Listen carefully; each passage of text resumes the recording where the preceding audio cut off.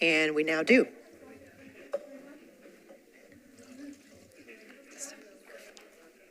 Good afternoon again. Okay, thanks you all. Appreciate you being here.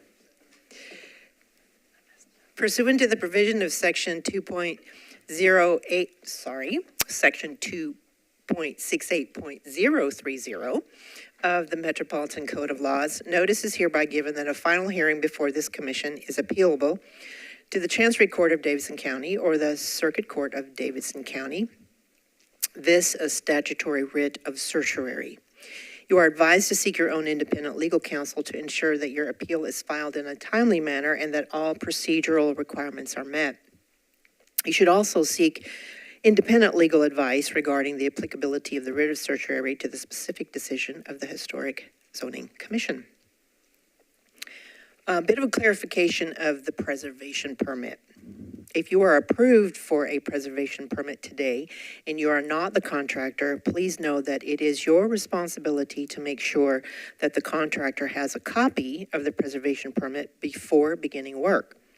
The preservation permit includes items that require final approval and inspection requirements. The approved drawings are a part of the preservation permit. Following the preservation permit will save you time and money, as enforcement of violations can sometimes be a lengthy and expensive process. The preservation permit is separate and not a building permit. No work can begin without the appropriate review and approval by the Metropolitan Department of Codes Administration. So a bit of little housekeeping. So at the presentation by the applicant, or contractor or designer, whoever's representing, please identify yourself. And also, when the public hearing is open and you want to speak specific to that project, please identify yourself as well. And the podium should have the red light on so that everyone in the audience hears, and also it's a public hearing that's recorded. Okay. So welcome to the January 15th, 2025. This is our first meeting of the year. And our first on the agenda is the adoption of the agenda. Ms. Ziegler, are there any changes? Just one. There's a request, or staff is requesting to remove item number 8, which is 200 4th Avenue North, because it was revised to receive an administrative permit. Okay. All right. Yes. Madam Chairman, I move for approval of the revised agenda. Okay, the motion to approve by the Vice Chair and seconded by Commissioner Smith. All in favor? Okay, that's unanimous, so that passes. Also, the second is the adoption of the December 18, 2024 minutes. Motion? Madam Chairman, I move for approval. Okay, motion by the Vice Chair, second by Commissioner Smith. Again, all in favor? Seeing none opposed, that motion passes. Do we have any council members here in the audience? Okay.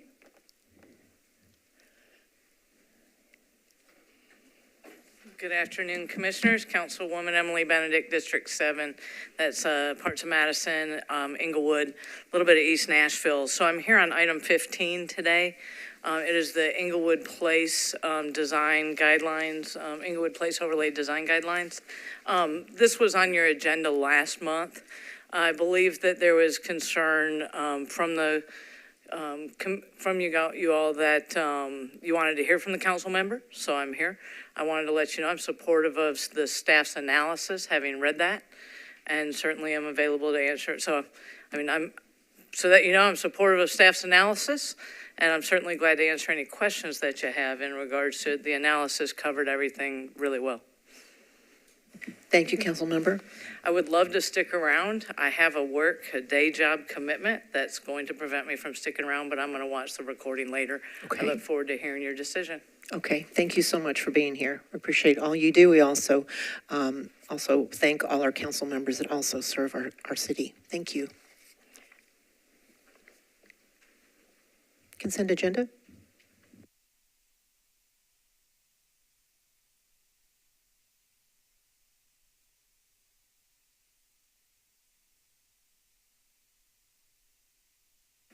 Sorry about that. All right, the items on the consent agenda will be voted on at a single time. No individual public hearing will be held, nor will the commission debate these items unless a member of the audience or the commission requests that the item be removed from the consent agenda. We will read these cases out each one by one. If you are in opposition to the project, please raise your hand when the case that you would like to be heard is called. Items removed from the consent agenda will be heard at the end of the agenda. So, for consent, we have the administrative permits for the prior month. New construction of an addition and outbuilding with a setback determination at 317 South 11th Street. 1407 Stratton Avenue, new construction of an addition with partial demolition.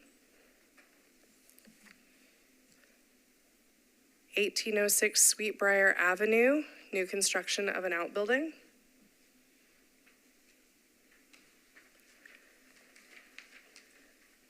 .237 Lauderdale Road, new construction of an outbuilding. 416B Broadway, new construction of an addition.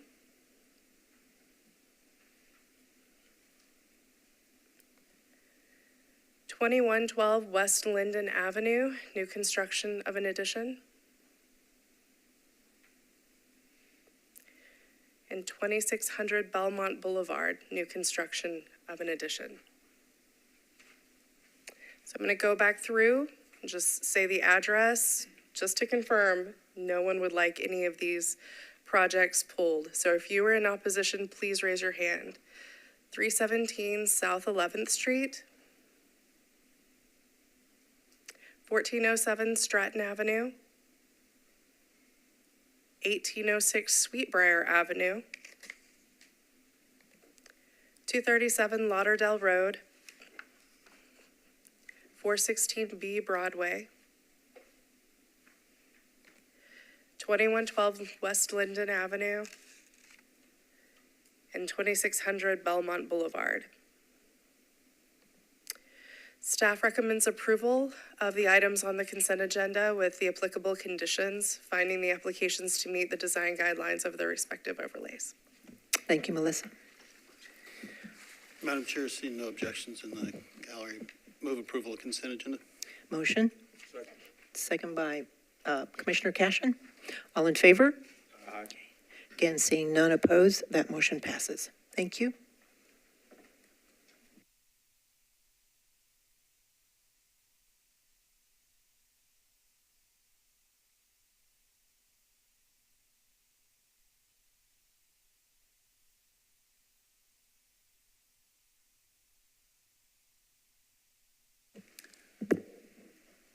Should I do the reminder about procedure? Yes, ma'am. All right, so this is a reminder about the procedure, the cases the commission will hear. First, staff will present a summary of the project and a recommendation. And the applicant, including all members of their team, may present for up to 10 minutes. The applicant may ask to save 2 of the 10 minutes for rebuttal of public comment if there is public comment. After the applicant presents, it's time for public comment. And each member of the public has up to 2 minutes to speak, although groups such as neighborhood groups may speak for up to 5 minutes if they have asked to do so prior to the meeting. The commission may ask follow-up questions of any presenter or member of the public at the end of their presentations or comment, as well as during its own deliberations. The response time for these questions does not count against time allotments. Once public hearing is closed, applicants and members of the public cannot initiate exchanges during the deliberation period without an invitation from the commission to speak. Thank you, Ms. Ann.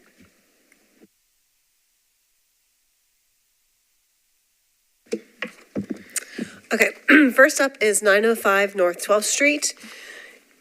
It was constructed circa 1913 and was a folk Victorian frame house.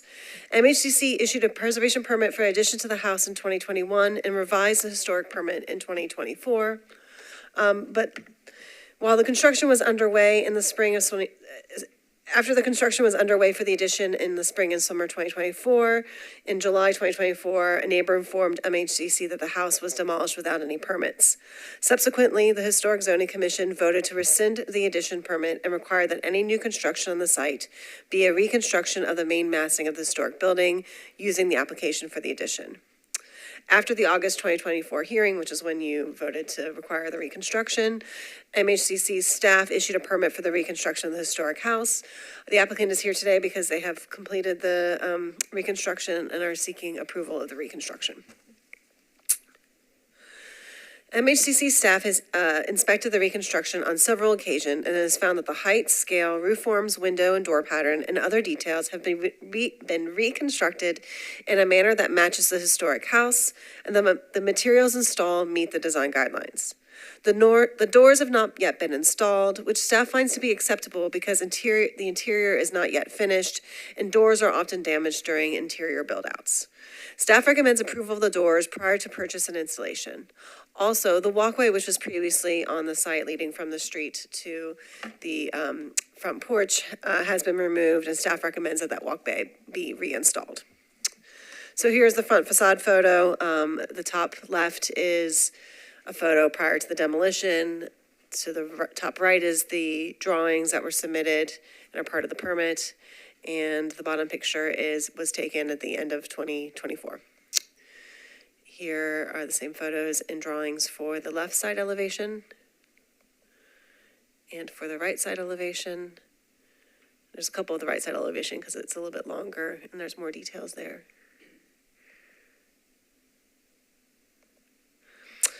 So in conclusion, staff is recommending approval with the conditions that the walkway be added, that MHCC approve the front door, and that we approve the HVAC and utility locations. The applicant has submitted, since the writing of the staff recommendation, their proposed locations for the HVAC and the electrical units, and staff has found that they meet what we typically require. And the applicants are here. Question for staff. Sure. This is overly officious, but in the presentation, we said that walkway, there was one there before. There was one there before, the As long as they applicant, provide a walkway and it lands at the steps, are we? I think we are just looking for a walkway from the street to the front porch. Wanted to Yeah, bring I don't think the clarity for the walkway that was there before was anything of historical significance, it's just we want a walkway. Thanks. Question. Can you shift to the first picture, please? Just a minor question. This one? Yes, Okay. thank you. The original house on the right window had mullions and muttons, but the new did not. Is that required or not? That's a good point. So the window that you see with the multi-panes in the photo was not a historic window. In the original submission and approval of the addition, that window was approved to be altered. I think you can see it there in the drawing. So in that case, we just require that they match the approved drawings, not what was there historically, because that window, I don't know when it was from, but it wasn't from 1913. Yeah. Thank you for clarification. Okay. Thank you. Applicant?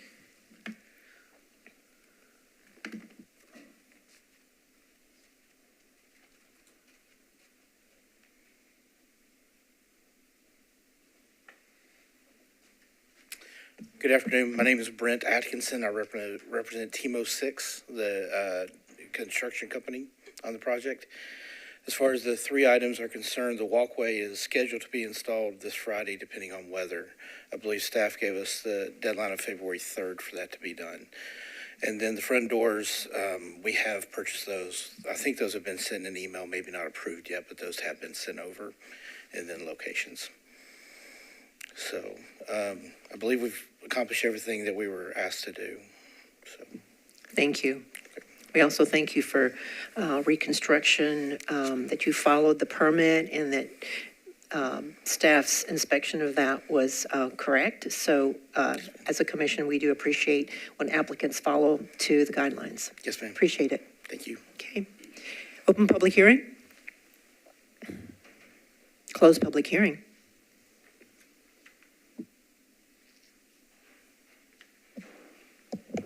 Well, seeing that the staff and the applicant agrees, I move that we approve the staff recommendation for 905 North 12th Street. Motion? Second. Second by Commissioner Smith. Robin, did you get that? Commissioner Mayhaw made that motion? Okay, thank you. All in favor? Aye. Okay. Hearing and seeing none, that motion passes. Thank you.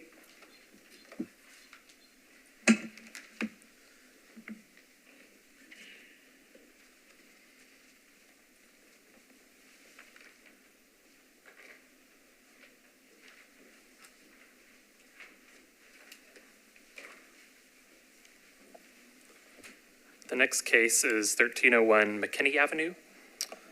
And the house at 1301 McKinney is a circa 1925 house that contributes to the overlay.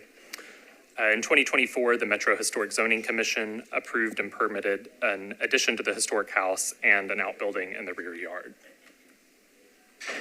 On December 17th, 2024, the MHZC inspector found that both the addition and outbuilding had been fully framed, but that the framing did not match the preservation permits. Despite the violation, work for an unpermitted design continued on the property, so a stop work order has been issued for the property. Today, the applicant requests commission approval of a new proposal to correct the violation. The images on the top of this screen show the addition as constructed, and the drawings on the bottom of the screen are the originally approved and permitted drawings for comparison. The historic house is 1 1/2 stories tall. Therefore, an addition to the historic house should not exceed 1 1/2 stories in height. The applicant was permitted to construct a 1 1/2 story addition to the historic house. The addition that was constructed has full 2-story eave heights without the dormers that were originally proposed for upper level space. Staff finds what was constructed does not meet the design guidelines. The applicant has submitted a revised proposal for the addition to be considered as a solution for correcting the violation. And the drawings for that proposal are there on the screen.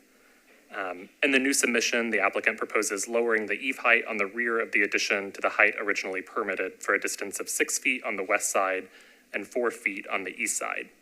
The eave would then step up to be a full 2-story eave height for the rest of the depth of the addition. The image on the top of the screen here shows the proposed west side elevation, and the images on the bottom of the screen show the proposed east side elevation and rear elevation. Staff finds that the applicant's proposed solution for correcting the violation on the west side can meet the design guidelines because the addition is inset a full 13 feet 6 inches from the historic house on the west side, and because the lower eave height at the rear will help minimize the impact of the tall eave height. However, staff finds that the applicant's proposed solution for correcting the violation on the east side does not meet the design guidelines because the addition is only inset 2 feet from the historic house on the east side. Therefore, the full 2-story eave height would overwhelm the historic house on that side. Now for the outbuilding, the top images on this slide show the originally permitted outbuilding, and the bottom images on this slide show the outbuilding as constructed. The outbuilding that was constructed meets the design guidelines with a few exceptions. One, the original outbuilding was permitted to have a cross gable roof with a wall dormer on the south elevation. However, the outbuilding was constructed with a side gable roof form with 1 wall dormer on each side of the side gable. And that does not meet the design guidelines because outbuildings are only allowed 1 wall dormer. Also, the wall dormer that was constructed on the south elevation is wider than 14 feet, which does not meet the guidelines for wall dormers. And the applicant has provided drawings as a proposed solution for correcting that violation as well.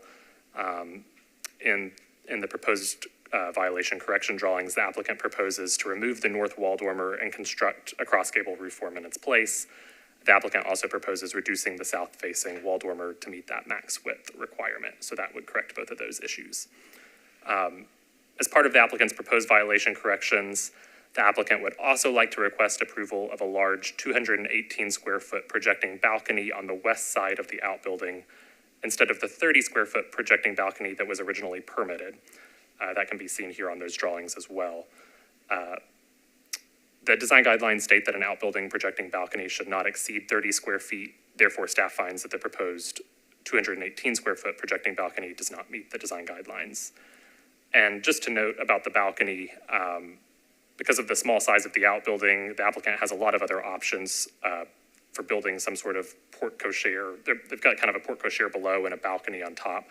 They have other options for constructing something like that. One, they could remove the porte cochere and balcony altogether, of course, and two, they could have a pitched roof for the porte cochere that would remove the balcony on top, because the porte cochere is not necessarily the issue here, it's the large balcony on top. And three, they could reduce that balcony to meet the 30 square foot max. So in conclusion, staff recommends denial of the addition and outbuilding as constructed and approval of the proposed correction with the following conditions shown on the screen. One, that the east side elevation of the addition is constructed to the original approved and permitted plans, and that's that permit number there. Two, the proposed 218 square foot projecting balcony on the outbuilding is removed or revised to meet the guidelines. And three, that revised drawings are submitted that reflect conditions 1 and 2 prior to any work or permitting. So with those conditions, staff finds the proposed addition and outbuilding meets the design guidelines. I know there's a lot of parts to that, so happy to answer any questions. And I think that applicant is here as well. Yeah. So they would also like to speak. Thank you, Joseph. We will be asking questions. Okay. Applicant?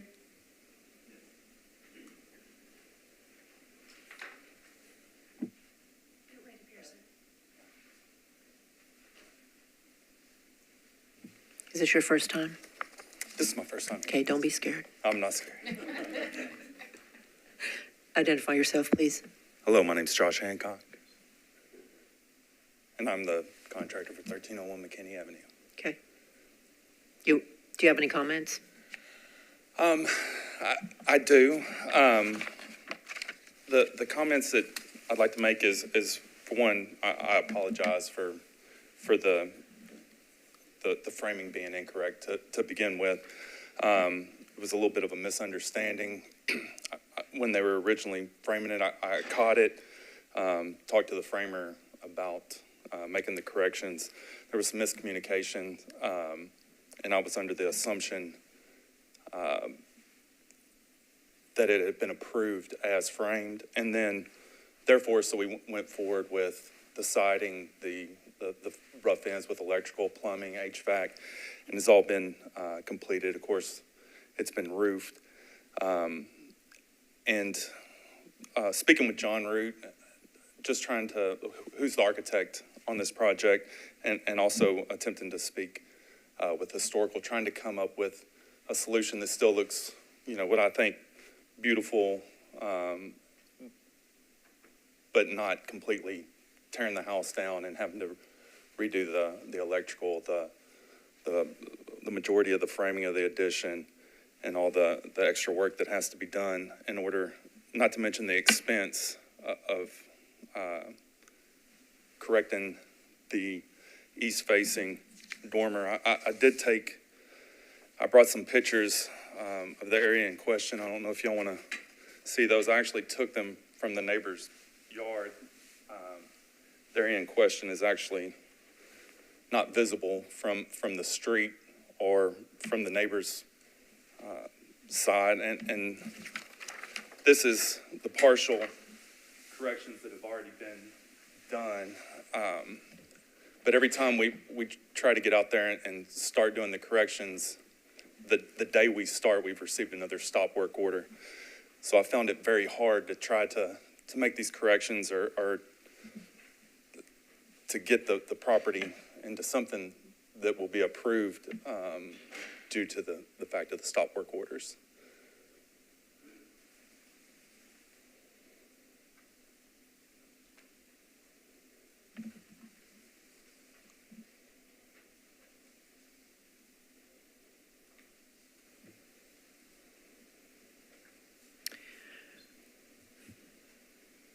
Commissioners, do you have any questions for the applicant at the moment? So from what Joseph said, it sounds to me like you're in agreement with the conditions except for the balcony, and was there another one that you're asking forgiveness on? Yes. So on the east facing, the one that I sent the pictures of that's not visible, that remain with as you can see on the far right, that we did drop the roof line down and do that gable. On the left side of that window is the portion that I'd asked to remain as constructed now, just due to the fact, multiple reasons. One is, of course, the size of that room is greatly hampered with bringing that ceiling down, and also multiple other reasons due to expense and with all the rough ends already being completed.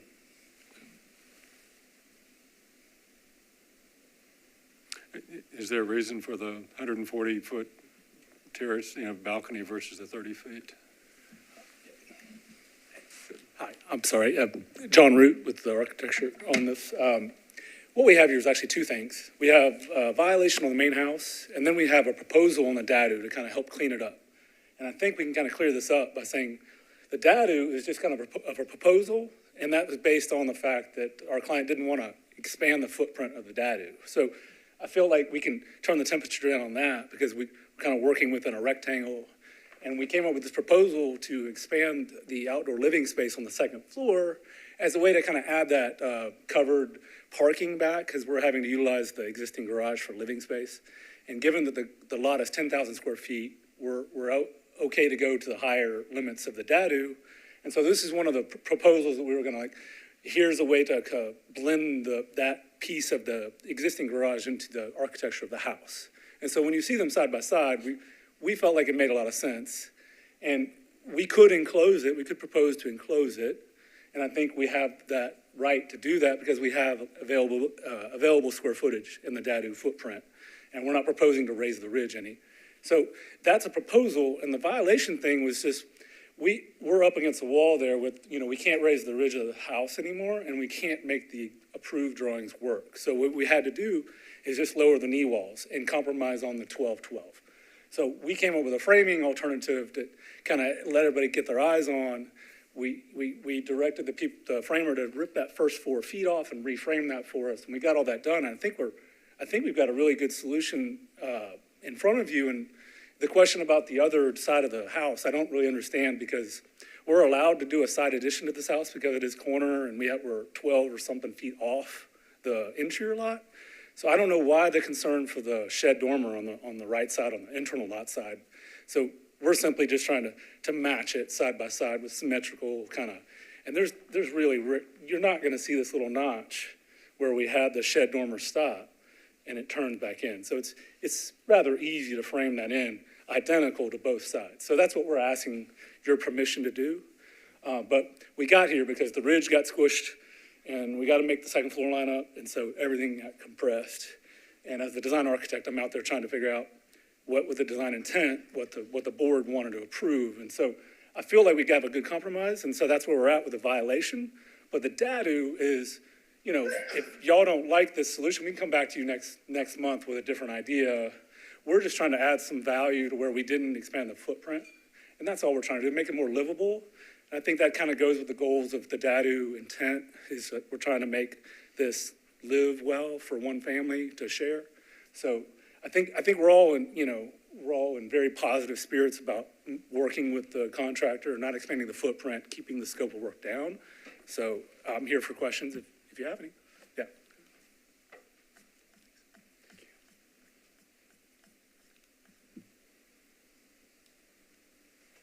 Vice Chair, did you have another question? No. Okay. With the recommendations 1, 2, and 3, which one are you asking for that you're not agreeing with? I'm not, we'll revise the drawings however we want, right? So the violation, I think, is the question. We're here for the violation. We can put the proposal for the dadu, because it is a different permit, on a different docket. You can rule on that separately, I think. That's maybe a procedural question. Joseph, but for the violation, number one, yes. But number two is the proposed dadu. Right? So there are two issues, one with the addition, one with the outbuilding. They've submitted revised drawing, a revised proposal to correct the violation, the initial violation where it wasn't built according to the plans. So number one is related to the addition. And that is on the addition here. They've got the tall, full two-story eave height on both sides of the addition with the revised proposal. On the side facing the street, and that's the side, that's the top elevation here. That side's inset over 13 feet from the historic house. So you can see that in the bottom right corner. And so staff finds, and in the past, the commission has sometimes had some flexibility with like longer eave heights like that when it's inset pretty far from the historic house because it doesn't have so much of an impact. You're not going to really be able to see that as well. It's not like overbearing on the historic house. So staff found on that elevation, that taller, longer eave height could be appropriate in this case. But on the other side, it's only inset the standard 2 feet from the historic house. So staff found that longer eave height on that side should be revised to meet what was originally permitted, which can be seen on the bottom images here of this slide. That was the original permitted drawings, where it just had a modest dormer instead of that long, taller eave height. So staff was kind of looking for a compromise here between their proposed solution and what was originally actually approved and permitted by the commission, and thought it could be okay on one side, but possibly not on the other. So that's the addition portion. So that's the condition for the addition. And then the outbuilding thing, staff found that everything with their revised proposal for the outbuilding meets the guidelines other than that 218 square foot projecting deck, which just doesn't meet the maximum for projecting deck. And Joseph, what's the square footage of the dado? They're well under the maximum. They could have up to 1,000 here, and off the top of my head, a little under 500. So they've got quite a bit to work with. Yeah. But as far as projecting balconies go, there's a guideline for that, and it's just a 30 square foot max. So that was the problem with that revision. Is would staff find an enclosed, instead of the balcony, an enclosed building, would that be more historically, I don't want to say significant, but compatible? Or is that something, I feel like if they do have a lot more square footage to work with. It sounds like they're going to do something there. Would staff prefer that? Or is that something that we'd have to see what leeway? The design looked like, what they proposed, but I mean, they could in theory extend their side gable a little deeper and have something that's enclosed, as long as it, met all the design guidelines. Okay. So it sounds like the porte cochere extending the full width of the garage is not a problem. Is that? Right. The porte cochere itself meets all the design guidelines. It's really the projecting balcony on top. So it's really, if they move the handrails in to be 30 square feet, then you'd be all right, but then there'd be this flat portion. So yeah, okay. Yeah.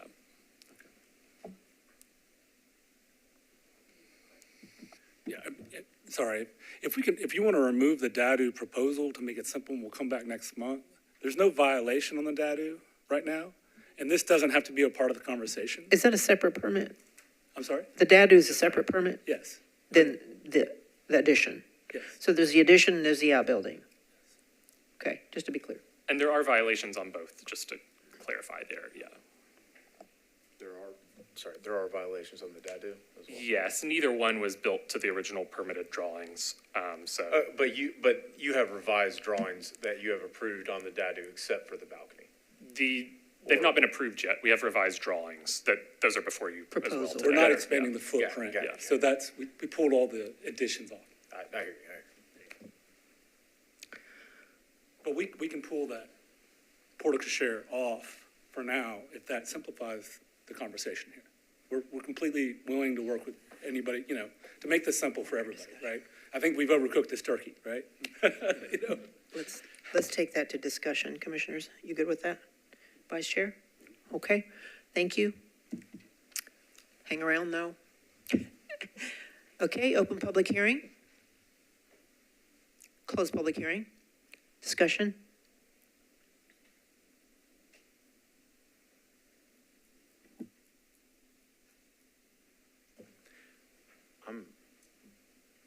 I'm Johnny Banana, just one of the bunch, but, we've ruled, I don't see a huge reason to separate them, but I'm happy to.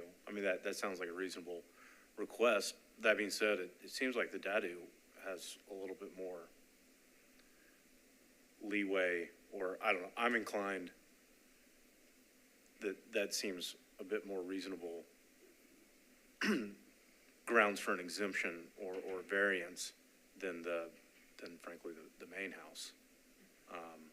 So I'm happy to kick that can, but also,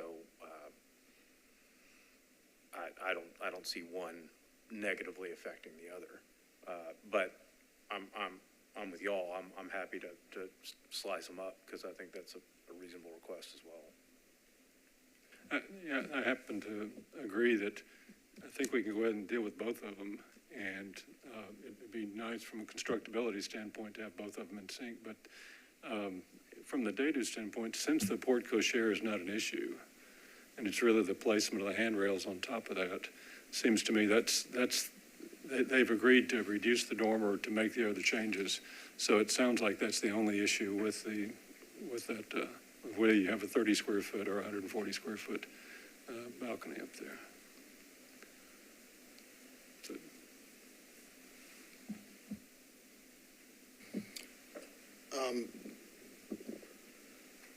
right now with the porch as submitted, there's some handrails sort of crashing into a roof bridge that I wonder how that's, I mean, imagine there's going to be, an additional post there just to make that transition to get under the eave. Not that big a deal, but certainly we don't want to hope that turns out one way and it turns out another way. But I'm compelled by the staff's argument that the DADU, there's pretty hard and fast rules to the DADU. I agree that they're entitled to more, but does that mean we should crack that rule on its own? I think it would be undesirable to have a porte cochere in a 30 square foot balcony, but that doesn't matter. If the applicant applies for it and meets the guidelines and the staff approves it, we're inclined to approve it because it's not about, it meets the guidelines. I think constructability wise, and it would be a challenge, but I'm not compelled to say, yeah, it's fine in terms of a full deck on a porte cochere when the guidelines are pretty specific about that. I think we do have more, or in DADU guidelines are hard and fast for a reason, and we have tended to stick more closely to those as written. And it specifically calls it out in a lot of, we don't call out specific deck dimensions or deck projections in other parts of the guidelines. That's my thinking on how DADUs work and how we have reviewed them in the past. I saw enough nodding. I may reverse myself and say, why don't we let them remove that and come back with another drawing, and that way we're not rejecting anything. We'll see what they come back with, and it's possible it may not have an issue, because it sounds like they're entitled to do they can come up with another plan. It sounds like another plan will work. Do we need a motion on that, or do we? Okay. What's before us, unless legal tells us something else, we need to vote on what's recommended. Okay. So we either oppose it or approve it. Then, Robin, do you have any other? Or you can also add your own conditions. You can remove conditions. Or add a condition. Well, I think we might keep on with the discussion of the main house, and then in our motion maybe just not remove, but remove item 2 with instructions to revise the plan and resubmit on the DADU. Well, and it sounds like the applicant has offered to defer, so we could, as part of the motion, accept the deferral for the DADU. I think that sounds reasonable. Okay, so applicant, you can defer. We cannot defer. Mm-hmm. So you would present that to us. Okay, I would like to defer the porte cochere portion of the DADU to next month if I could. And then we can keep that clean. And we would like to please approve the drawings as submitted. Legal. So this is a violation, so I don't believe that you can just defer it. You're saying we can or cannot defer? You can defer. It's a Okay, we can violation because it's not defer on a the violation. I'm sorry, Ann, say that again. I overtalked you with you. This is a violation, so it's not like a new application, unless is a new application that's part of this. I'm a little not totally clear on procedurally here, but this is coming before you as a violation, right? Right, and one of the concerns we have with the stop work orders being, we lifted the stop work order at one point and work continued that was not approved. And the concern that the applicant had, rightfully so, was that things were not secured. You know, there wasn't at that point, I think, any shingles on the roof of the outbuilding. You guys can correct me if I'm wrong. So my concern about deferring it is, will they come back and say, we were having this issue with the outbuilding, which is half constructed, more than half constructed at this point. So I'm wondering if it's just easier simply to say, because the second condition is to change it, to revise it to meet the guidelines. So that's what they would be doing if they wanted to, was a whole new revision to meet the guidelines. So I think by saying they could come back next month is meeting condition number 2. But it may be that they don't even have to come back to you because it's all things that staff could approve. Mm-hmm. And with a stop order, they can't continue to work.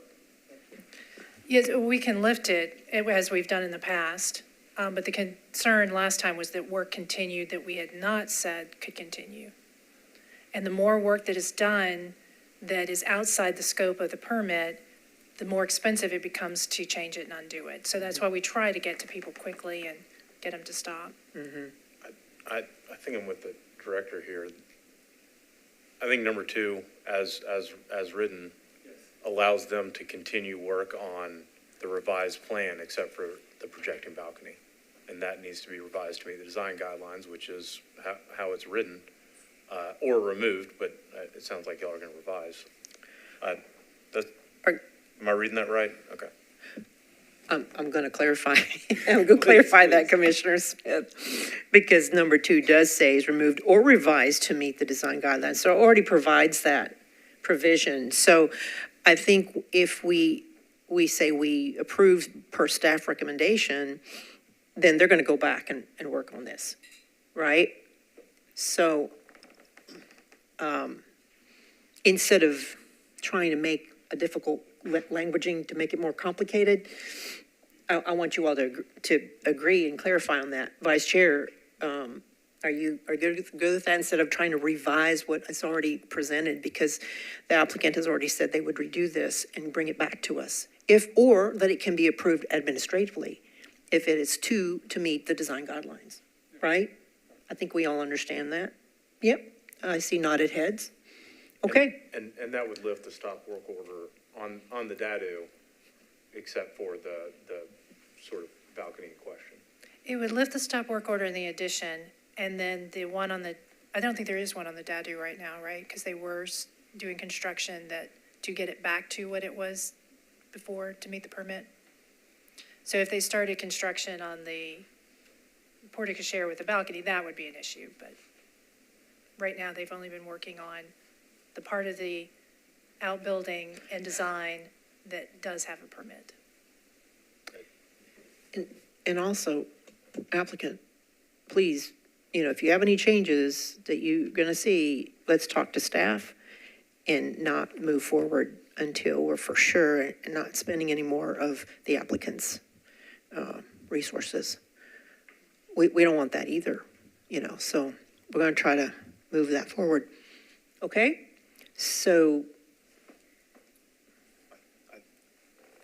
I think there is still the question. I mean, I think we can make our motion anytime we want, but I think they are still objecting to number 1, which is, it seems like the west side, the revised plans are being recommended to be for approval by staff, but the east side still has a point of contention, if I'm.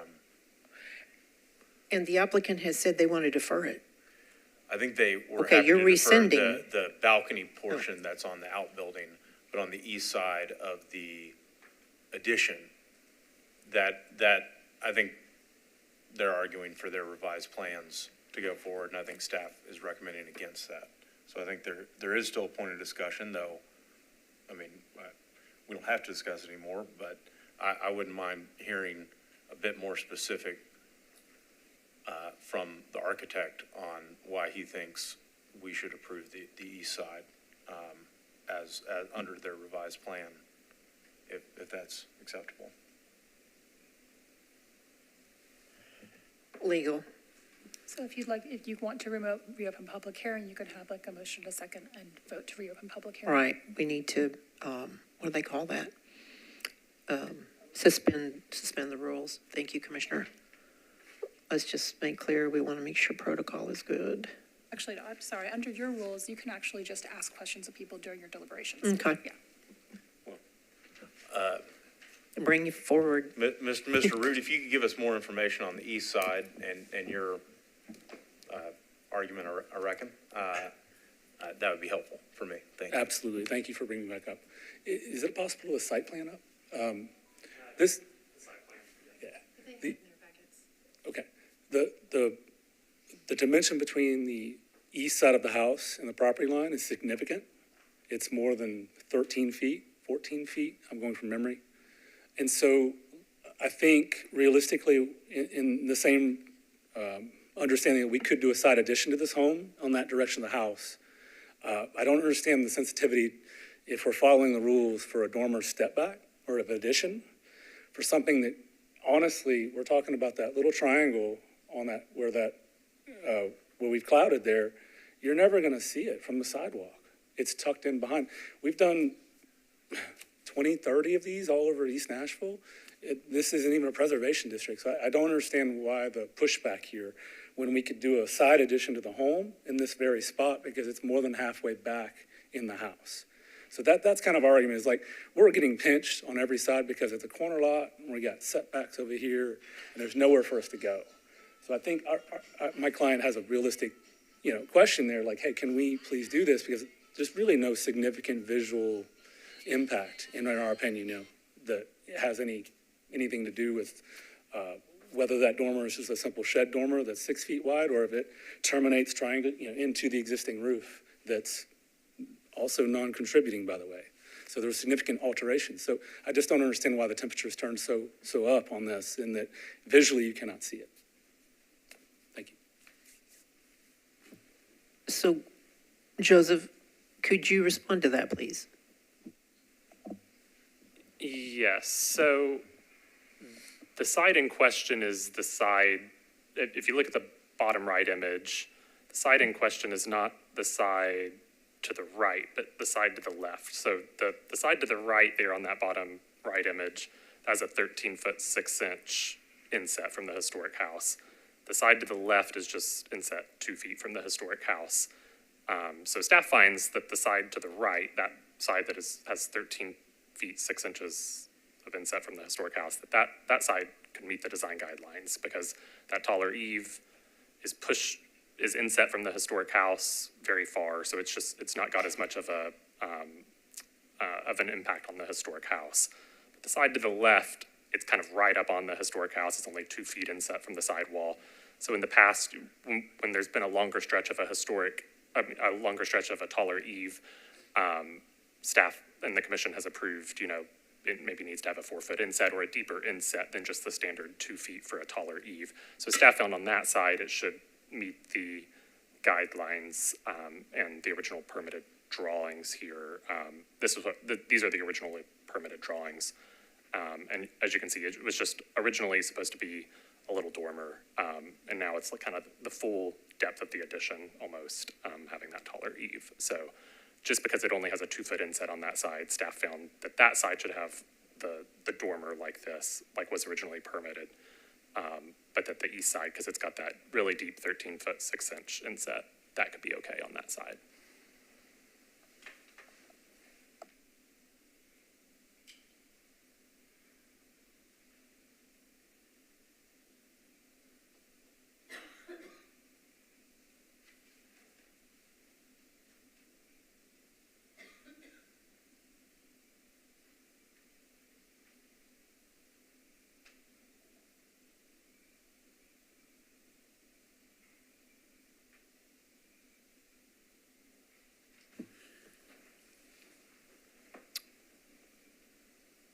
Commissioner Mosley, do you have any comments there? I don't like this, being put in this position, because it makes us look like we're uncaring. I won't use an off-color word here, but that's not the case. And when you make application and you follow that, aside from the argument, cogent argument that Mr. Root has made, the original permit is a more appropriate solution, and that's what we approved. And so that's the part that I dislike, because and I just want to say that out loud. Does that mean we shouldn't approve it? I don't know. I'll leave that to the rest of the commissioners. But I think that is one of my struggles, and looking like that to those who think we're being unreasonable. When these changes are made unilaterally, like the contractor's argument is a bit specious. Like framers don't get to go out and do whatever the hell they want to do when it comes to framing up a house. Those decisions don't get made without direction and in a vacuum, and that's why we're here. So those are some comments about being in this situation, and it certainly influenced my willingness to throw caution to the wind and move forward with something that's a new proposal. But Right. There may be merit to the argument here. I tend to agree with staff, though. Mm-hmm. Duly noted. I guess when we get into these discussions, we sort of lose that it's a violation. It's a violation. It's not a new proposal. The thing that does concern me as well, and we all do, is that that the contractor and the applicant didn't follow the permit. And I would have asked, why not? Again, you're seasoned. Yes, Architect Root. Can we bring him back up? I really would like to know why the permit was not followed.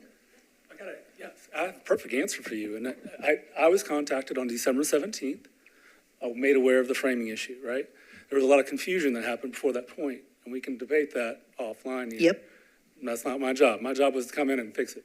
So I saw that it was framed like that. I saw that picture, and I immediately told Josh, you need to rip the first 4 feet off no matter what you do. We got to get that 12-12 frame back. Mm-hmm. All right? So they're jumping on ladders, measuring it. They're saying the ridge can't go any taller. So obviously, logically, we can only go one way here. We got to go down on the knee walls. So that's the proposal I came out of the gate with. I didn't think it was a violation at the time. And then all of a sudden, they're asking us to come take it to the board, right? So we made an application to come see you guys. We hit by the holiday, and we're here at the first time we can, right? We're operating in good faith that no matter what, we got to rip the first 4 feet off. And that's what they did. And so that's what was seen, demo of the bad stuff. And we were operating on, we got to fix it to get approval. Not, we got to stop work. So we were operating under that, like bring the architect out. What do we got to do to get approval? And we got to look, and it was obvious to me that we can't go higher. You're not going to approve me going higher on this thing, so we got to go lower. So that's the direction I told him to fix it. And meanwhile, I just asked for patience during the Christmas holiday, and we get a stop work order on the 24th. And then I'm working on the 26th to try to repair it. So I don't know what the temperature was, why it's turned up so high, but we were operating good faith to try to get the framing in alignment with the design intent. But I was going to come back to you and say, there's no way to match the drawings. There's no way. They don't work. So we had to make adjustments. Sure. Yeah. And we appreciate your extra effort. You know that. It's just like he said, it's not that we're uncaring. Yeah. But when there's a change in a permit, the rule is you notify staff to say, this doesn't work for us, because when the contractor unravels whatever's there and says, these plans don't work, we would expect, and under the permit, and again, this is very, fact, is to come and say, this is not working. So whatever miscommunication you have, and listen, Mr. Root, you know, we talk about this and so that it's public hearing, and other contractors and other developers are listening to us and have the discussion.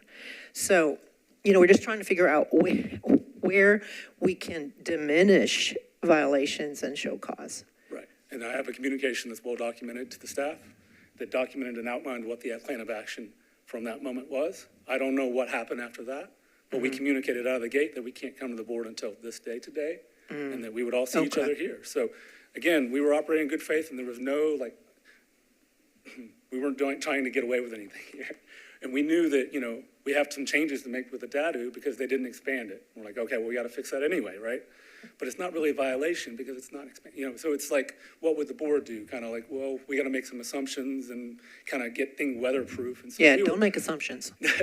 Well, again, we were working with staff and the inspector to try to come up with a conclusion. We just couldn't do it without being here today. Okay. So that's Sure. where we are. Appreciate that. Thank you. For sure. Okay. Discussions more, comments more, motion. I think the dates on that do change my thinking a little. In that, and those pictures, I don't know if they've gone much further than that, but once they started to frame, I'm not entirely sure, get them up here again, why the original did not work. I'm not sure I've heard that exact reason. I think you would want to try to put something on there. When you said snow and whatnot, I don't think you'd want to leave it completely open to the elements. But I'm trying to. Grass. I just have one thing I want to say that we haven't talked about yet, and that's precedent. And I have some real issues with not abiding by staff's number one recommendation, and that's precedent. Let's confirm that too. Yes, and by the permit. Yes. Because the permit is what is the authority. And then we look at it and say, was that permit followed? I get you, Commissioner, but just so that we cover ourselves, that it isn't just what we say, but it's what the permit has. Yeah, that's my problem with doing anything other than what staff recommends. Right.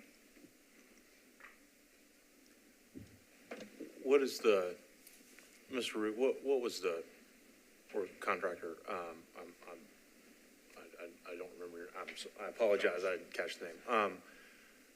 What was the original, so you went in there, it looks like you're framing about halfway through December, and you said, well, this isn't gonna work.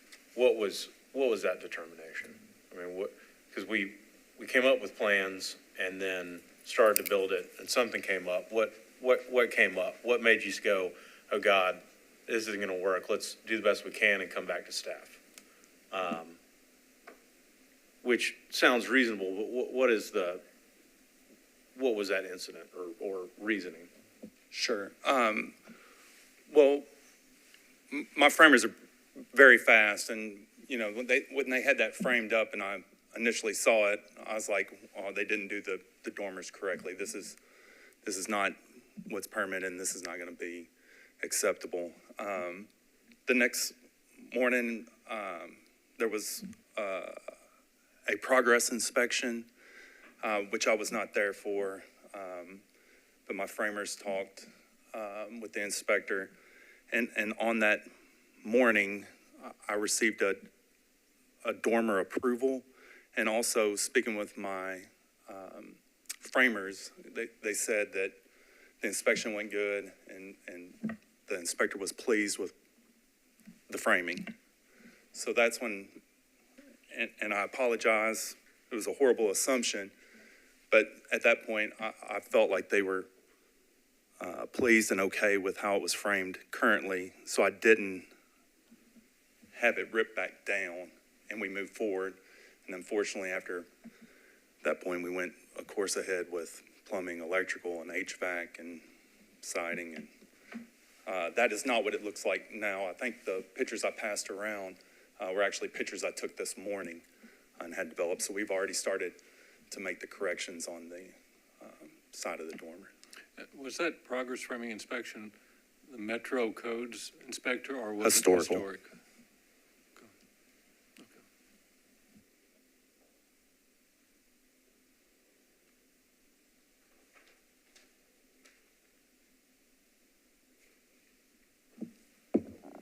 Commissioners, I'm going to urge you to keep moving forward.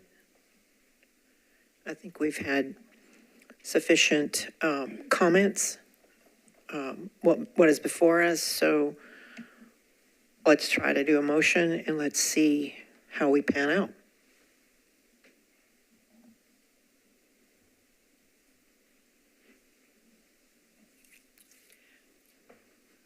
Okay. I'll make a motion. With respect to 1301 McKinney Avenue, I recommend approval with the staff's recommendations here, which would be the east side elevation of the addition is constructed to the original approved permit, given quarter on the other side for as submitted with larger, it's not really, I guess it's still a dormer, but with the more extended interior facing piece. And that the outbuilding is revised to meet the design guidelines, and that the revised drawings are submitted to reflect conditions 1 and 2 prior to permitting and work resumption. Or well, let me clarify with staff, would a stop work order be lifted post this meeting, or would 3 presume that those drawings were received prior to a stop work order being lifted? Just for clarity for the contractor. 3 would need to be met before the stop work order was lifted? Is that how it works? That's correct. Okay. Yeah. So And- my motion is as detailed by the staff for 1301 McKinney. Second. There's a motion by Commissioner Mosley and a second by Commissioner Mayhaw. All in favor of the motion? Okay, And I think I'm sorry, any opposed? I'm gonna say that just a second. Give me a moment. So I did hear Commissioner. Yes, it was a weak eye. So I'm seeing and hearing unanimous to approve per staff recommendation. Seeing none opposed, this motion passes. Good, legal? That's fine. Thank you, thank you. All right. And I'll just let you know, if I may, that our biggest concern was there was a lot of misunderstandings. But just so that you feel better about process, on 1217 in our permitting system, it says addition not being built to plans. No dormers constructed, addition has 2-story walls.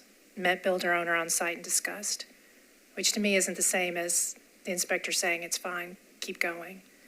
I also sent email notification 1218.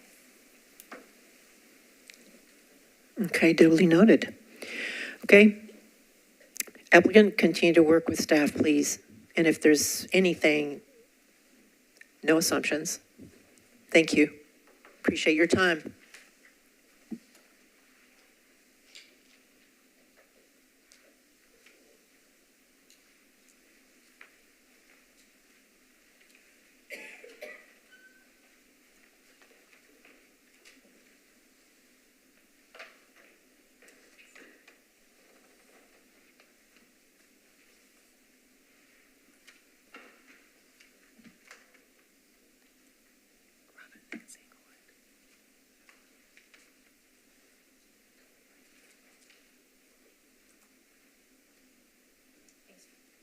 Thanks for waiting.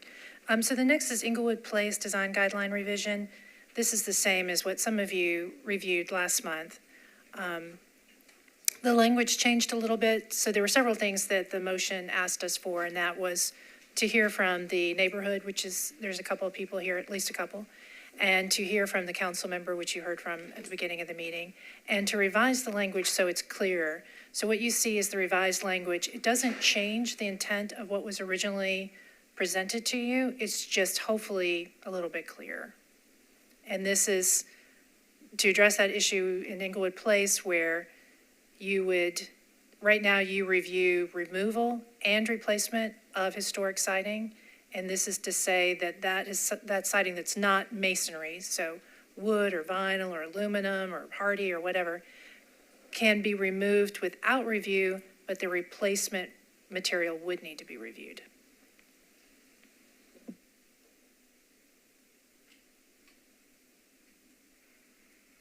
I don't think we're in discussion yet, but did you have a question for Robin? Yeah, I do have a question. So just let me be clear.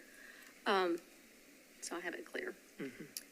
Historic siding can be removed without, Any siding can be removed without review, except masonry.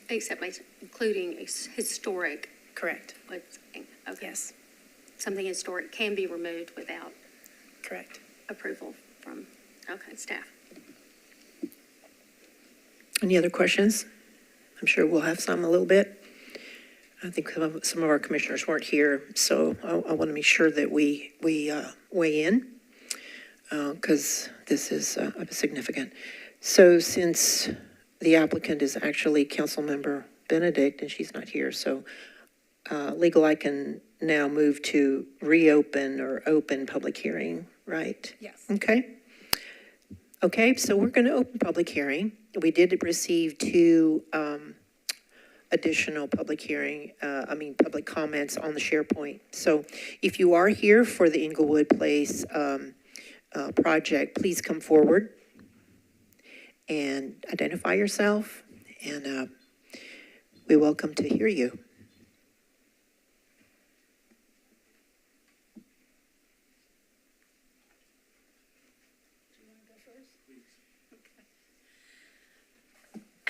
My name is Rebecca Freeman. I live in the Inglewood Place overlay. I was one of the advocates for the overlay when the overlay was enacted in 2016. A number of us worked really hard on that, including my friends who are here today.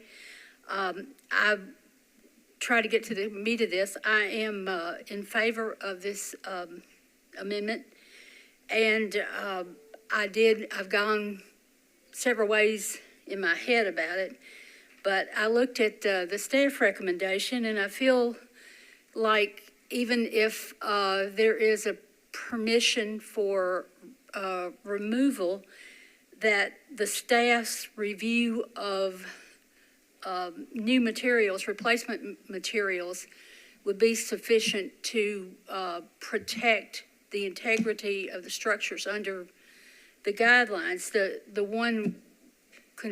real concern I have here is the structural integrity of some of these buildings. And I will say this, I've looked over the years, I've felt comforted by the actions of the staff in reviewing other projects that in our area that eventually come to the commission's attention and the commission.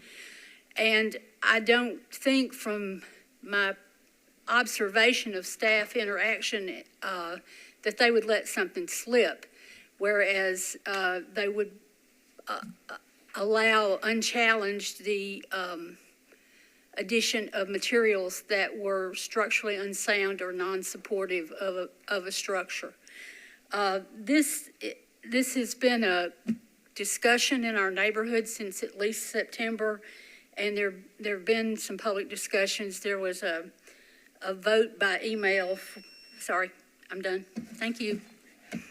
Thank you. We appreciate you being here.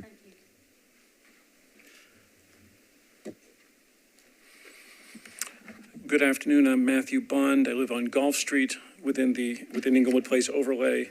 And I hate to disagree with my good friend Becky, but I don't think this is a good idea or should be voted. You should support it.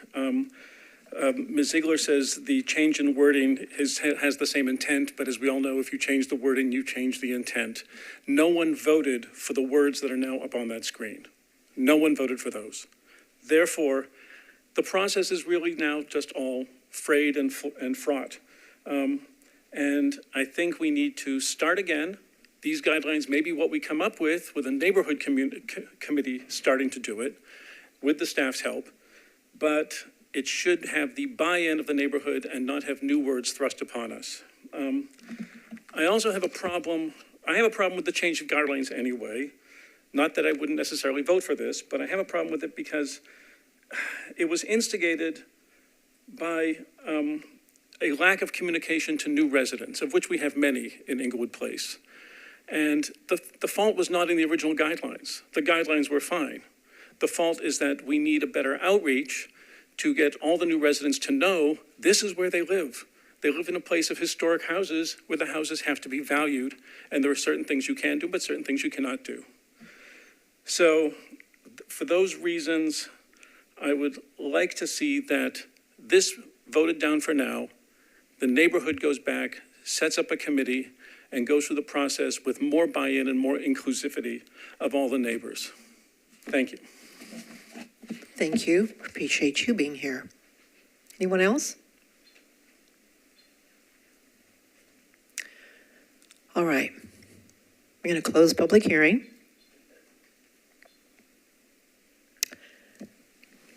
Madam Chair, I had an assignment before attending this meeting that I did not complete, so I need to recuse myself from this vote. Okay. It's in this particular overlay? Correct. Okay. Duly noted. I'm going to take a bathroom break. All right. You're going to go away. You're going to go away. All right. Ms. Ziegler, could you tell us about the public review process for these changes? Well, none of the guidelines were ever voted on, per se, by the neighborhood. They don't vote on it. There was a public meeting held, and we talked about different ideas. Then at that last meeting, the original wording was given to you, and then at this meeting, obviously we have new wording. But certainly, staff would never be opposed of more public input, because there was not, when you consider how many properties are in this neighborhood and how many people have weighed in, it's not a huge percentage. Ms. Ziegler, can you just, again, recap that? Like how many properties on the conservation overlay and how many people were at the meetings? And the votes don't count we don't vote for that. Right. We don't vote, but I think, again, the amount of public participation is important. I apologize, I don't recall the number of how many parcels are in the neighborhood, but I think about 40 to 50 people attended that one meeting. I want to say I recall my elephant memory. I think you said 560 properties. And out of that 560 properties, only 50 people, and we don't know if they were confirmed that they lived in the overlay or that they were owners. So those were just 50 people versus 50 properties. 500 properties. And to clarify, I said you don't vote. The council member took a vote on the original language. You don't look at voting. You don't do that. And that vote, there was, here it is, 556 parcels, good memory. And 41 people took place in her vote of the language that you looked at last month.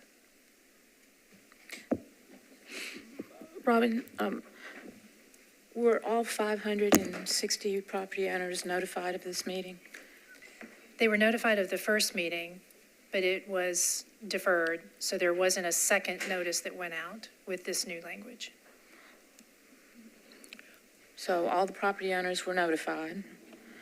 Then there was a deferral at the meeting. Right. And then were they notified again that another meeting was taking place? No, because the public hearing was held and you deferred to a date certain, there was not a need for a second mailing. There was not a second meeting? There was not a need for a second mailing for this second meeting. Okay. And is there a set association in this Inglewood? Is there a community association established in this neighborhood? And they have not weighed in. They have not what? They have not weighed in as a group. So individuals have contacted us, but their neighborhood association has not. Do you have any idea why that might be? I would only be guessing.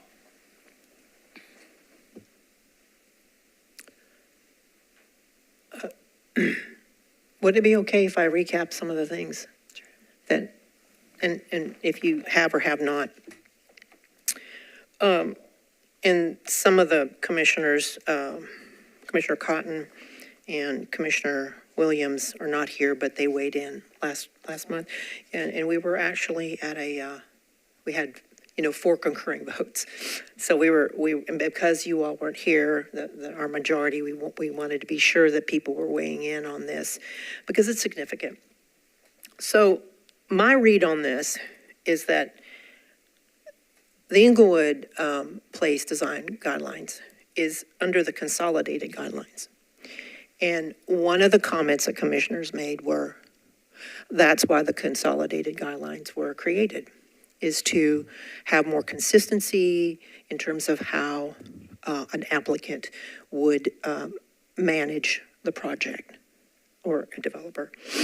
So by removing one item out of this particular design guidelines would sort of create, not that we haven't done that in the past, but would create some kind of precedence in terms of how this got pulled. Would another neighborhood association say, we want to pull something out of ours? So the efforts that were put in to do a consolidated guideline would be impacted.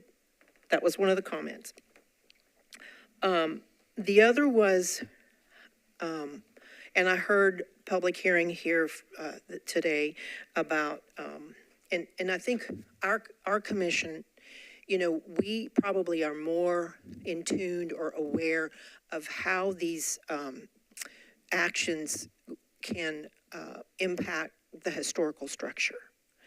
And so, knowing that it really, what we commented on last time was that it is a possible two-step program. Two-step implementation, where because the design guidelines already say that. The consolidated guidelines say we're going to review cladding, siding, and then we're going to look at replacement. I think for the most part, we've done that. We do that. That's our purview. So when you don't have the ability to review a removal of cladding, one of the commissioners said, how far do you go? So if you're removing and you're not sure, what is underneath there, what's the frame structure, how's it going, then that compromises the historic structure. It could compromise. So when you don't have the ability to do that review, then there's compromise to the historical structure. That was another thing. So that's kind of the summary and the temperature of what we were talking about last time. One thing I want to add that I again, looking at this, because, it is, we can appreciate Councilmember Benedict to bring it up because it's her constituents. And also, we also as a commission are very sensitive to where we want to hear from the neighborhood association and the majority of those that could possibly change his design guideline. And we don't feel like that's happening right now. The other thing, an example that I actually, and some of you have probably, and I know Vice Chair has done this. So 1711 Boscobel Street was a project that we had a couple months ago. And that's in the Laughlin Springs, East End, NCZO. And we had the ability to go and review that property, and in that instance, we were able to ask the applicant to let us see what was underneath there before they removed the cladding. And in that example, we were able, or that particular structure was saved in terms of its siding because it was still in good condition. If we don't have that ability, or if the staff doesn't have that ability, then where are we then? That may not be, that was a positive project that happened. But another one, if we do tend to say, okay, contractor, whoever, you can remove your siding, would we be able to save a historical structure? It does affect the historical structure. So, comment. Thank you for the chair courtesy there. I have two comments. It appears to me that this is a major change, and it's taking a lot of meat out of the design guideline. I think it's significant. And I tend to agree with the gentleman that spoke that maybe this is where they go, but I think maybe they've got some work to do before they get there. And I think his suggestion of information to other residents is spot on. Yep.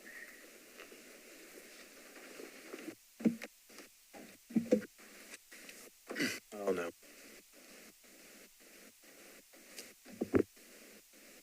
Hear you. I don't know what happened. Can you hear us? I'm happy to proceed. I guess, just mostly restate my position from the last meeting. And I was one of the people who wondered if the council member, what her feelings was on it, because that was fairly important to me. I think I'm inclined to support staff's recommendation in this language. I don't, and I think you could argue any change in rules major, but I don't see this as exceedingly, I don't want to say significant, but not exceedingly major, given that staff does approve any type of replacement material. I hope non-masonry siding is not a structural component. That's not what's holding the home. I think if so, that's a major problem.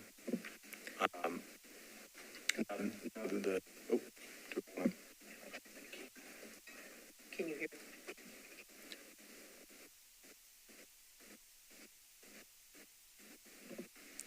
I was just going to add, if I could jump in there, structural issue comes from the, thank you, that there's a trend in the last few years of completely gutting the interior, and not just like removing plaster from the walls and, putting in a new bathroom or something, but completely gutting the interior, taking out interior structural walls. So once you've done that, and you've removed a good bit of the back wall, because they're probably doing an addition as well. That's what we tend to run into. Then that siding does kind of help hold it all together. That's when it's become an issue. No, it's very few people just show up and want to change their siding. It's usually a part of a much, much bigger project. I think Then they have that, then it's part of a bigger project. If we had language in front that said, internal structural members should not be removed, I think I'd vote for that. But that's not what we have. Without getting into too much of the weeds, and that is, in fairness, why we're here. I'm inclined to support staff recommendation. I think that there was neighborhood notification. It sounds like there's some mixed opinion. The overall neighborhood association had time, and then even more time with the deferral, to have a strong position if they had one. The elected leader of this neighborhood and area or region is for staff recommendation. I think I'm for staff recommendation. I mean, that's where I am. I can see the other, and I can see that this does give staff less scope, less responsibility, or less authority over, over the siding. There's no question about that. But I think that consolidated guidelines are good but that we have a lot of rules that are important. And I think having some amount of neighborhood autonomy is not something I'm going to fight. So I just, for me, where I am is that I think I'm for the staff recommendation in this language. So with language, okay, did the right button. Yeah, the right button.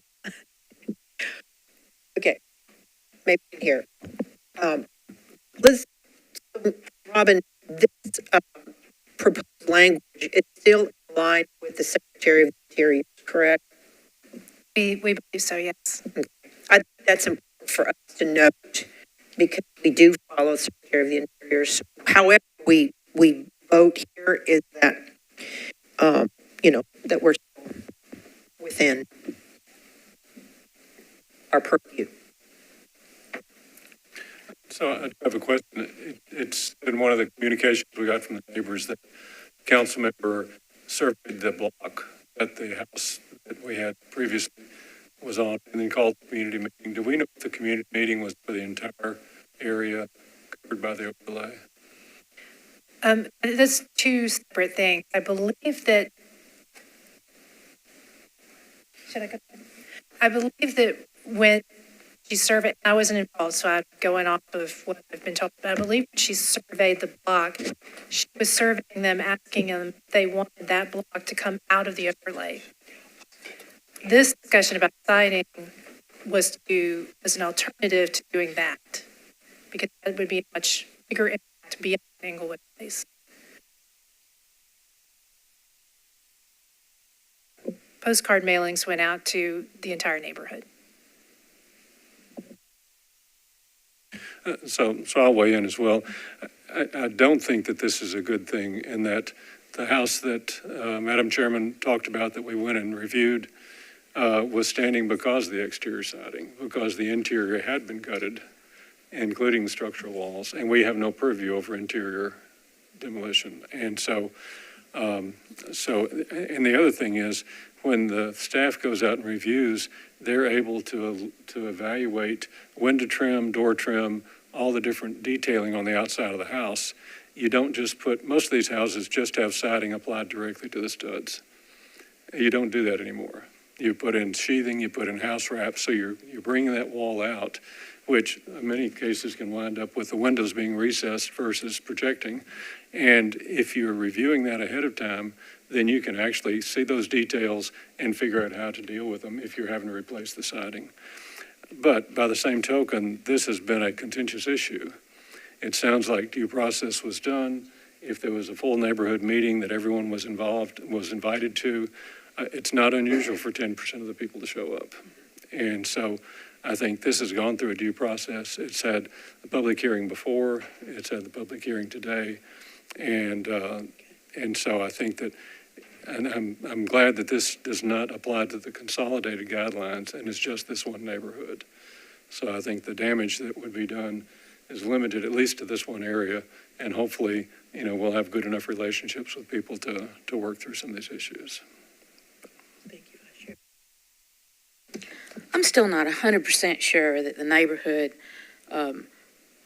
when the vote took place and there were, I'm sorry?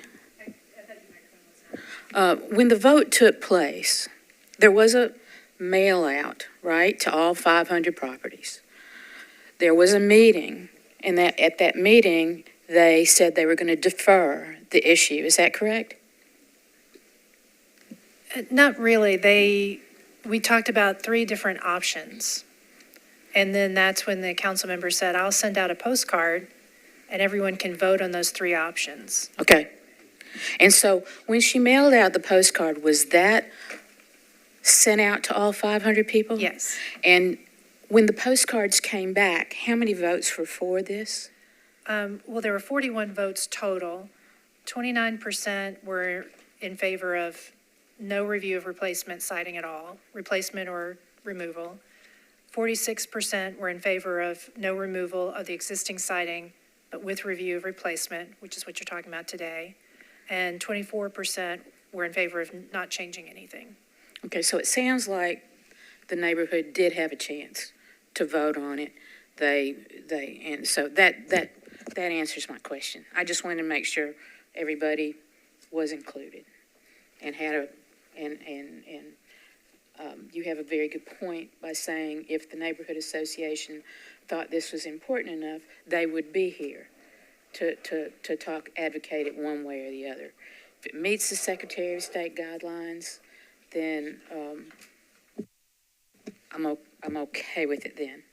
So, okay. I have one quick question, and I believe I read in public comment that there was some question about the group that showed up to vote. In other words, it was not one vote, one household, but it was one vote, one person. Did I read that somewhere in the public comment? I think I did. Yes. Yeah. That's why what she's saying is. The vote wasn't really specified. The people who showed up at the meeting didn't really vote. That was a time to discuss. Okay. And that's where we talked about the three options, and there may have been a show of hands, I don't remember, but the vote took place via this postcard. Okay. Thank you. Thank you. That clarifies that. Is that postcard? What?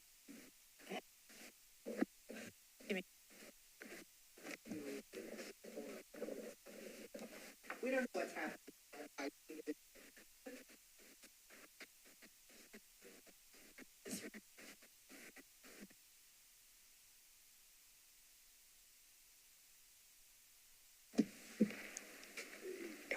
Mine seems to be working now. I know they said just push one time, which we've been doing that, and something is going on. Would you repeat your question, please? Does the committee, do we send out those postcards? No, because that's not part of your process. Okay, who To sends take out those? votes. That was the council member's decision. Okay. And she verified that she sent it out to everybody? That's what we were told, and since we got votes back, I'm assuming that's what happened. Okay. The only reason why I bring that up is because where I live was part of a issue. They said they mailed them out to everybody, but nobody in my building got any notice. So anyway. But I'm going to take Councilman Benedict by her word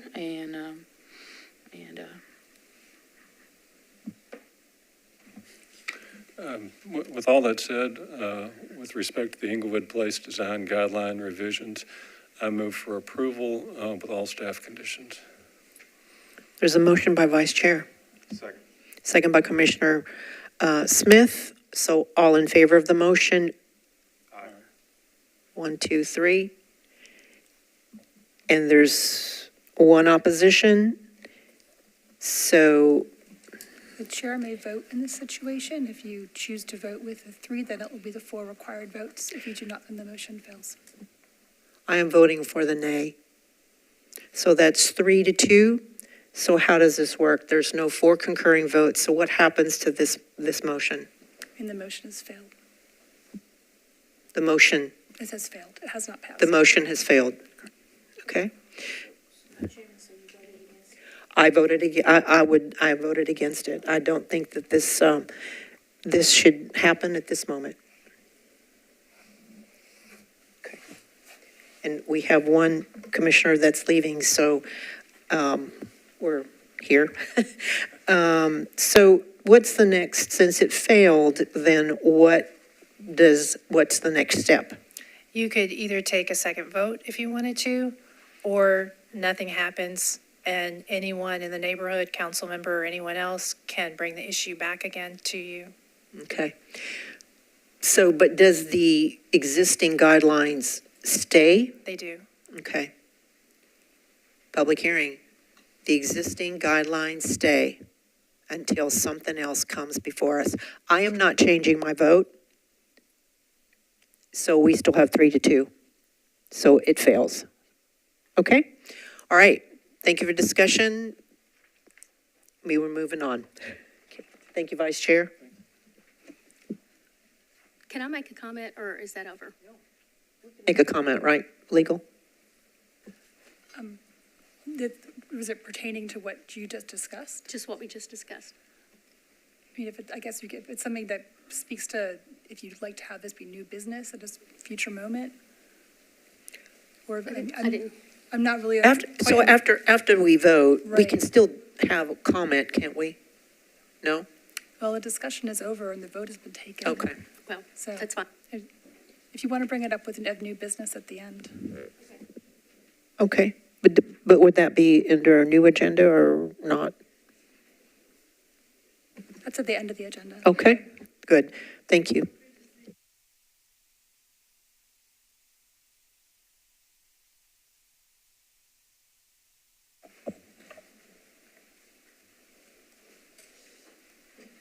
All right, the next application is for an addition that includes an attached garage at 2806 Natchez Trace. The addition includes a rear screen porch that connects to the house to an attached garage. In the past, the commission has considered porches that connect a garage to a house an attached garage. Narrow covered walkways of no more than 1 story without sides and with a width of 6 feet have been allowed. However, in this case, the connection is approximately 330 square feet, and it's a full screened porch. While the overall massing is appropriate and the addition meets the setbacks, the guidelines specify that attached garages are only appropriate where they are a typical feature of the neighborhood or are located at a basement level. The proposed attached garage does not meet these criteria. If the garage were to be detached from the house, a few changes would need to be made to meet the design guidelines. The garage would need to maintain a full 20 feet of separation from the back of the porch. An open air covered walkway could be provided if desired, and if the square footage would need to be decreased so that the total square footage for all outbuildings on the site did not exceed 1,000 square feet. Staff recommends disapproval of the proposed addition, finding that an attached garage does not meet section 2B1H2 of the design guidelines for the Hillsborough West End design guidelines. Thank you, Joseph. Applicant?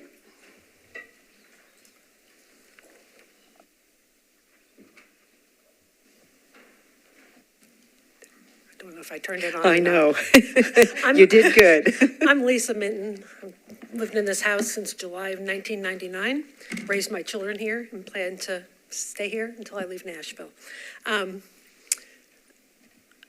My ask is for the garage and the porch, which may not be built at the same time. Finances, depending on once the bids come in, on whatever's approved. I did add some additional slides to show some of the conditions of my property and my reasoning for location. First of all, the street view, I'm on a little dead-end pocket in Hillsborough Village. There's 5 houses down there. You cannot see the backyard from the street at any point as to where this proposed garage and screen porch are going. And then the next slides show the March 2024 is the most current aerial that's in public record, showing what the infill looks like today versus above in 2018. Then the next slide shows the water infiltration that has occurred on my property. At the rear of my property, I've installed a rain garden. I put a nice little garden cage back there to try to utilize some of that water. I put in a modified French drain down the 225 feet of my property line to try to divert some of this water. I've installed swales. I had to regrade my whole backyard. This has all taken place since 2018. The location for my proposed garage, when Joseph came out, he had suggested I have a guest house out back, which was it was grandfathered structure. There's nothing contributing about it. If I had endless means, I would tear it down and rebuild a carriage house, but that's not the case. Their suggestion was to attach it to that. I don't feel that that building is structurally sound to attach anything to. It is at I would propose a 2 to 3 foot side setback. It would take the only daylight out of the guest house, and it would affect my direct adjacent neighbors' gardens. It would remove sunlight. So my proposed location behind my house disrupts the water remediation that I've done to the most minimal extent, being able to use a gutter system in the existing driveway to move that water. 25 feet approximately away from one property, adjacent property, 24 feet or so from the other property. Again, not invading their sunlight or their space. Not visible from the street. Any other questions you might have for me? I mean, I have no desire to dig down and create a basement level or a whatever level and put living space above it. I just want a garage for our cars. And I think I'd like to have a screen porch at some point, so I thought I should ask for both at the same time. So, anybody have any questions for me? Not at the moment. Okay. Okay, thank you. Open public hearing. Close public hearing.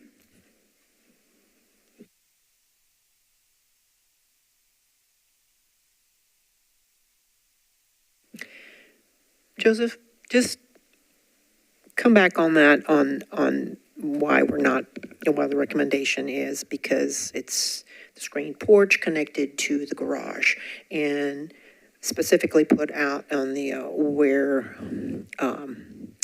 on the recommendation that we have our guidelines on that. Yeah, so in the Hillsborough West in neighborhood conservation zoning overlay guidelines, it doesn't allow for attached garages unless it's located. In some cases, it allows for it if it's at a basement level, but not at grade at the first level. But there's the opportunity also, the commission's allowed in the past, a garage that has like a covered breezeway that's 6 feet wide that can connect to the house, but not a full-on attached garage like this with a wider screen porch addition like this. So Joseph, if she took out the screen porch portion, would the garage be approved? There are a couple of things that would need to be adjusted. It would need to meet the 20-foot separation between the primary dwelling and the outbuilding. It'd be reviewed as an outbuilding at that point. And then the garage would need to be reduced a little bit so that it met the total maximum square footage for an outbuilding if she kept the existing outbuilding. So she's already got one outbuilding.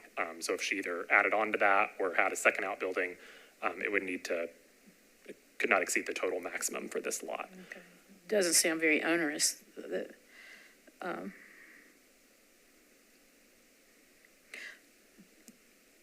So a couple of adjustments, but with some adjustments and removing the screen porch. Am I allowed to ask the property owner a question? Yes, you may. You can. Would you be amenable to removing the screen porch and just building the garage? And you may not be clear about the changes that needed to be made to your proposal if you did that. I just wondered how you felt about that. The location of the garage, like I said, I'm pretty limited with how far back I can go without adjusting the swale and possibly moving utilities. The portion that is less than 20 feet is, I believe, 4 feet 9 inches, 5 feet of that garage. It's not the complete garage. My house jogs a few feet there. So the majority of it is at 21 feet as proposed. My initial want was a carport for one car with a single garage, and those aren't approved. So this was my second take at it. The proposed covered walkway, I have glass French doors on my kitchen, which are not aligned with the garage. So it would be a big diagonal. Yeah, I wouldn't do it, if that was the case. And to put it in line with my kitchen doors would, again, put it really close to a neighbor. Water flow, French drain, I'd run into a lot of changes. And the patio is an existing concrete slab where it's proposed. There wouldn't be any digging. It would be a roof line and structure over that. So there's a really good chance that's not going to happen right away financially.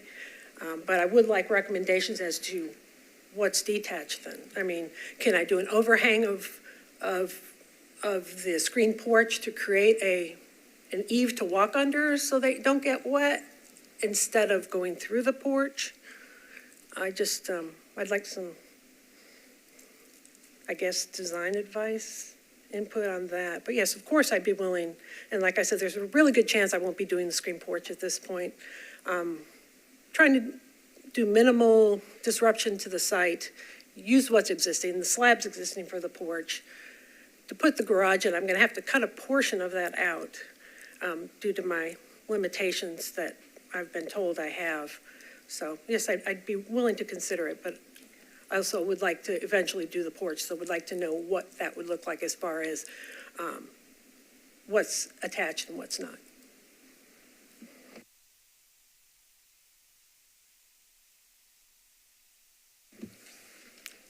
Along those lines, and Joseph, I wanted, maybe we're thinking, at least thinking the same thing. It's like, what would be compliant? Maybe is a question to be asked. It sounds like the applicant is asking that question. So to stick as close to what the applicant has submitted, to be in compliance and get check marks by all the wish list, probably have to compromise on some things. The screened-in porch would be as drawn over the existing porch. The garage would need to move 20 feet from that? Yeah. Because it's considered it's not enclosed, but Yeah, that's correct. that's how the guidelines are interpreted and written. So you'd be 20 feet back from, say, the column line that was holding up the back of the porch. And then as long as a breezeway met that, wouldn't have to be diagonal or anything. You'd just come right into the screen porch and you'd be covered the whole way. It wouldn't be, certainly wouldn't be as close to the house as it's drawn here, but that would be compliant. Is that an accurate statement? Yes. And I know we're designing in the air here, but yeah. I'm trying to assist in moving towards compliance, at least how the guidelines are written and how they're interpreted, is that would be a compliant application as It sounds like what you're describing would needs be, and- if it's the outbuilding, the garage is fully detached, meeting the 20 feet of separation. She could have a screen porch addition, so it'd be two separate permits at that point, a Sure. screen porch addition to the house and then an outbuilding. Which may or may not happen now, but that if she built the garage, it would set it up so that it would be compliant and could be approved. Right. That doesn't take into account the applicants, and I'm not aware of, she mentioned them, but aware of the applicants' the constraints that are on the lot, that pushing it, she said, pushing it further back is not really desirable, which I get, but I'm trying to understand what would be compliant and does check the boxes. That's why I asked those questions.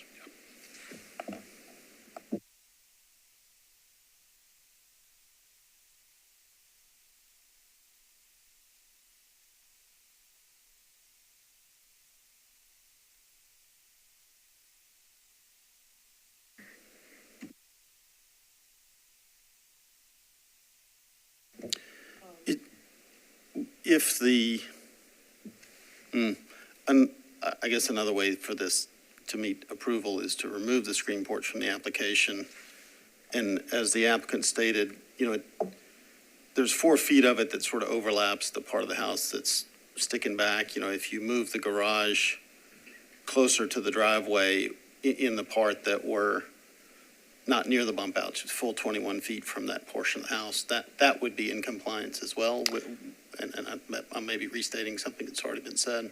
It might be, it depends on what that corner-to-corner separation would be there, if that could meet the 20 feet as well. If it shifted and it was 20 feet off the wall or the house, then it would just need to have 20 feet of separation, whether it's corner-to-corner. From the inset, as measured from the inset portion of the house, or the portion on the back of the house that's closest to the street. Yes, it would need to be 20 feet from the back of any portion of the house there. So if it's offset, if it's like the portion where the house steps in there, and if she pushes the 2-car garage closer to the driveway, if that corner-to-corner separation met the 20 feet as well, it might have to kind of push over and up a little bit. Sure. That could also work. None of those things may be desirable to the applicant, but I'm just trying to. In theory, something like that could work too. Yep. Want to understand that. Thanks.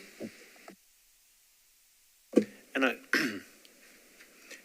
this is non-applicable to what we're talking about, but we have given people a little variance because of that, because of the jog in on right now, the 20-foot isn't really applicable because we're considering it attached.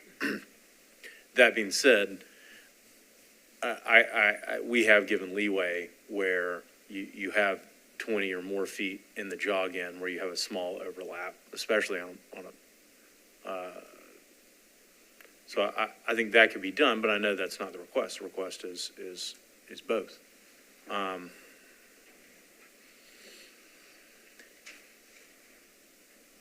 I saw the applicant raise their hand, and I would love to hear if they had also a suggestion. I'd love to invite them to speak. Moving closer to the driveway. Make sure your Moving closer to the driveway was my initial knee-jerk reaction, but you can't get in and out of the garage as a side entry at that point. So.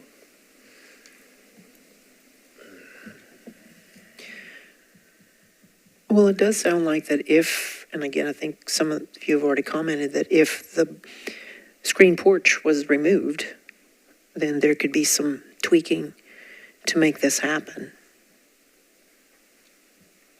Doesn't meet the applicant's needs, but yes, that is a true statement. I mean, but she's already Eventual commented, needs. Oh, sure, you know, absolutely. Yeah. she commented that she may not do the porch right now. Statement of fact, I agree. Yeah.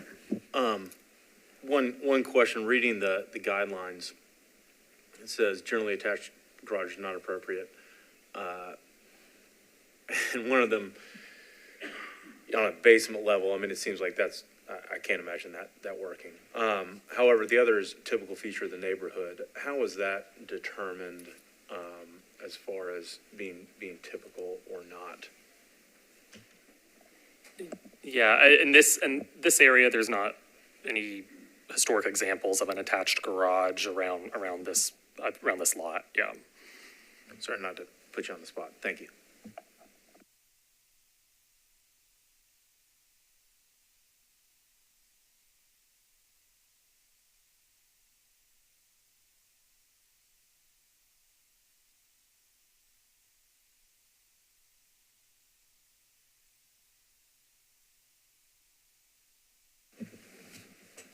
This is, again, not what is being asked. I think I'd like to say out loud, I think with the stormwater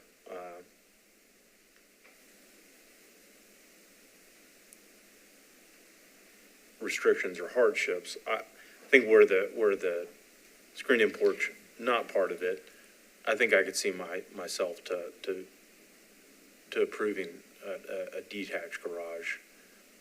I want to make it work no matter what. I'm a softie. You mean an attached garage? No, I mean a detached garage. Without the screened-in porch. But that's not what we're being asked, and I hate to take scissors to someone's, well, plan or dreams or whatnot.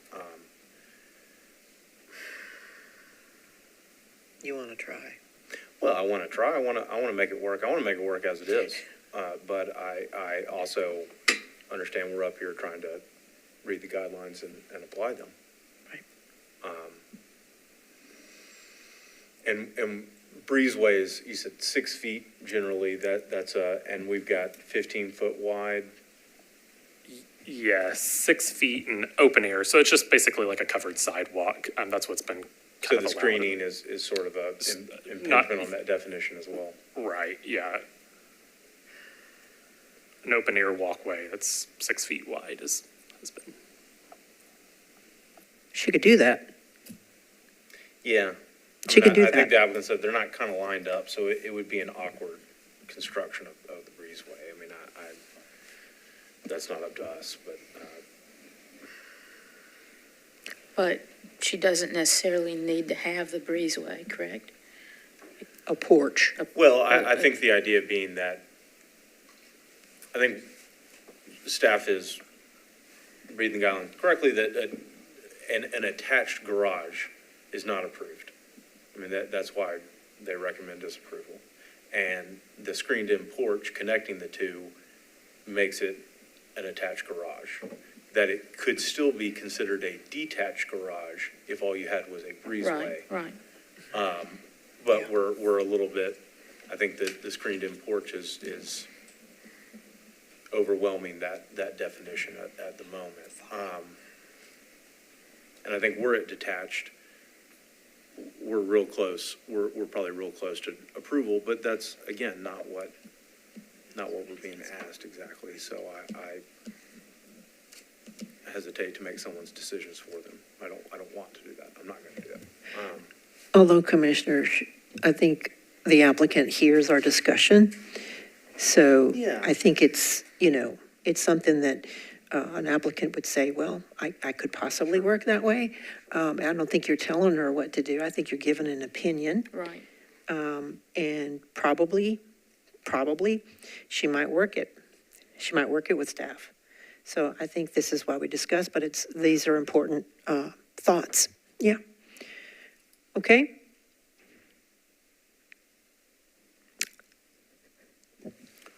Madam Chair, with respect to 2806 Nash's Trace, I recommend disapproval of the proposed addition as referenced in the staff's recommendation.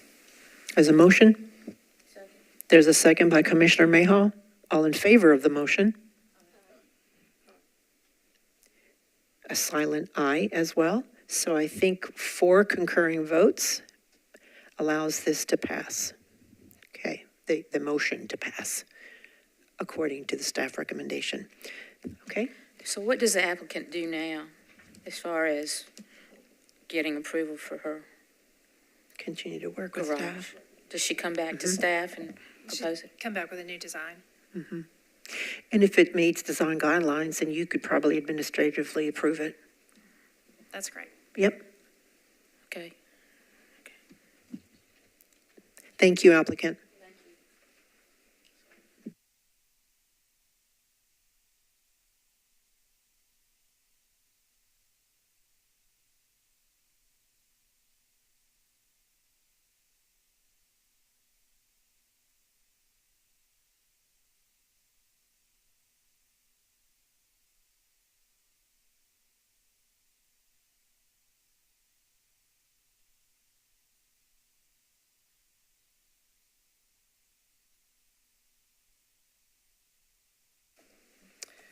All right.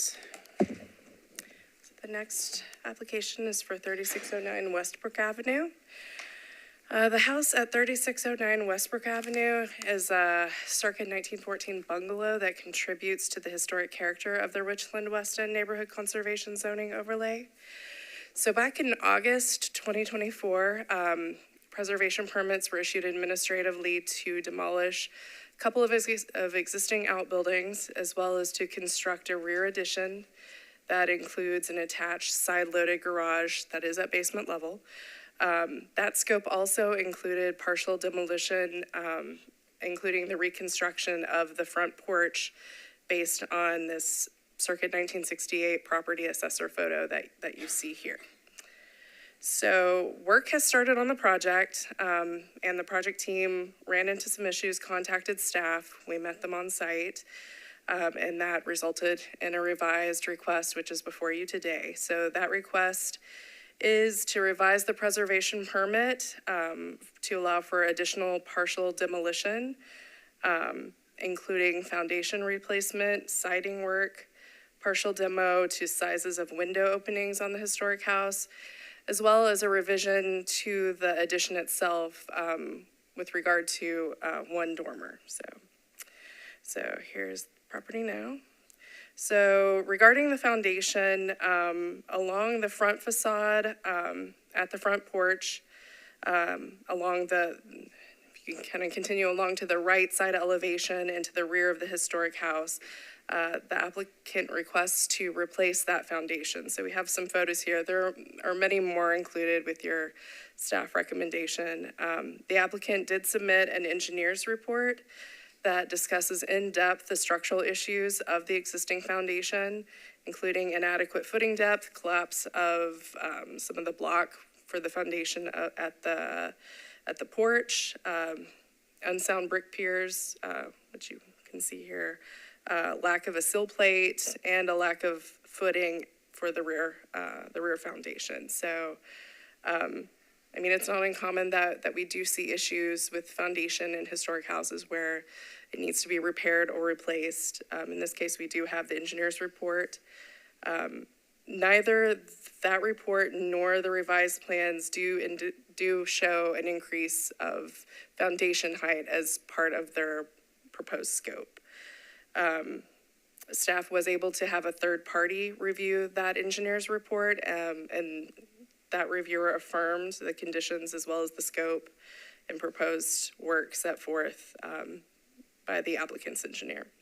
So a shoring plan was also submitted to address stabilization of the historic house prior to any foundation work starting. And staff recommends that the building is shored on the interior and that a shoring inspection take place before that foundation work begins. And also that the foundation height not be increased. But with those conditions, staff finds that the foundation replacement as proposed for that part of the foundation to be appropriate. So along the front facade to the left of the front porch and along the left side elevation, foundation replacement is not proposed. In those areas, you can kind of see that the foundation is at or at points below grade. The applicant is proposing to grade, to use grading to kind of move the water away from the foundation at that point. Which we wouldn't review, but just wanted to let you know that was proposed here as well. So for the historic siding, overall staff found the historic siding to be in quite good condition. This is also reiterated in the engineer's report. Partial replacement of siding in the gables with shake siding, along with the reuse of that siding to do any repair work on select boards or areas was permitted administratively since that solution did not entail full replacement. And so that was before this revised request came before you. So now the applicant is requesting to remove the original siding carefully, add sheathing, and then reinstall the original siding in addition to continuing with that replacement in the gables with the accent material. The engineer's report seemed to find that the scope of work can be undertaken successfully. So staff finds that the siding work can be appropriate in this case and recommends that the building is shored on the interior in accordance with the shoring plan that was submitted, and that, again, a shoring inspection be approved prior to work beginning. Staff would also recommend, and this was on the revised preservation permit for the siding work that was permitted, that the mitered corners on the historic house remain. So that's, since that's a character defining feature here. All right. In addition, the revised request includes changing some window openings on both side elevations of the historic house. So this is the left side elevation, and you can see in here the box, the window opening that is proposed to have the height increase to allow for egress. Staff finds that this can be appropriate given the location. It's on the side elevation, it's beyond the midpoint, so that it would meet the design guidelines and is something the commission has regularly approved. On the right elevation, they're asking to increase the height of the window openings in the side gable, which is about at the midpoint, but staff has concerns that increasing the height of those window openings would make them taller than really any of the other second level window openings on the historic house. The reason for that request is to allow for egress. Looked into this with our inspector and kind of took a dive in the building code. In historic homes, it is staff's understanding that openings that do not meet modern codes can be exempt. In this case, the floor plans do show that this room is currently a bedroom and will be a bedroom, so it's not a change of use. And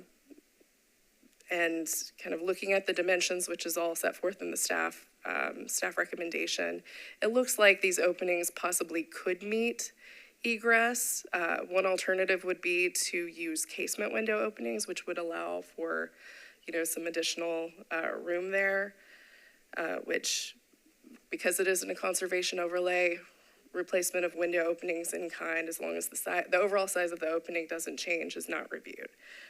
So for those reasons, staff would not recommend approval of increasing the height of the window openings in this side gable. Now for the addition, the request is to inset this dormer. So just to prep, I don't think I identified, but the top photo is what is currently permitted, and the bottom is what is proposed with this revision. So as permitted, that dormer was inset 2 feet from the wall below. The wall below is in the same plane as the side gable portion of the historic house. So the wall below the dormer is actually part of a later addition that staff finds appropriate to be reconstructed in that location. So with these factors in mind, section 6B2 of the design guidelines discusses insets and how they're used to ensure that an addition achieves proper scale, but also helps distinguish it from the historic house. So given that the lower level is not inset and the dormer would be inset only 1 foot from the primary side wall as well as the upper level of the historic house, staff finds that insetting that dormer only 1 foot would not meet the guidelines. So would recommend that to retain its 2 foot inset. I understand this is a lot of information. So can do a quick recap of what is proposed. As far as the demolition, staff is recommending approval of the foundation work, the siding work, changes to the window opening on the left side, but not to increasing the height of the window opening on the right side or insetting the dormer only 1 foot. So staff recommends approval of the revised addition and partial demolition with the following conditions. I don't know if you want me to read through them. There are quite a few, but I've hit all of them in the presentation, and the applicant's here. If you have questions, let me know. Thank you, Melissa. Melissa, can we back up one slide? I have a couple questions. Of course. The lower elevation as proposed has a change at the basement level. Is the staff okay with that? Yes. Great. Yes. A question, this will be directed at the applicant, but I want staff's opinion on this. In terms of safety in bedrooms, I know we don't review it, but in the new dormer in the roof that is proposed to move, in the new drawings, move 1 foot closer to the exterior wall, is that also a bedroom? It is. Okay, thank you. We've got double hung windows throughout proposed in new openings. And in terms of quantity and how those windows appear, if you go to a casement window, would one that was larger or maybe had a taller head height be, I know you need to see it, but would that be viewed as appropriate if for some reason the as proposed windows didn't meet the guidelines? I know it's still a change, but I want to. Are you saying if maybe if there were a single casement that had a middle bar, again, I'm spending the applicant's money, but I've run into this before. And it's a matter of safety, and so I'm more than curious about it. I've run the traps on this and certainly want to be keeping people safe. It's a zoning and codes issue, and that's kind of what we're here for. I mean, we're not here specifically for that, but we have influence on it. So if a single window met appearance-wise and also there was a middle ground and it met the need for egress, is that somewhere that the staff might move to if it had a taller head height? I'm to the point. Do we want the windows to be exactly as they were in the documentation or as proposed, or are we interested in more in scale? I think with this, we were reviewing what was presented, and they're considerably taller. Sure, agreed. So, if you're saying if we looked at maybe something that was like 6 inches taller. I mean, maybe. Sure. Like, So, yeah.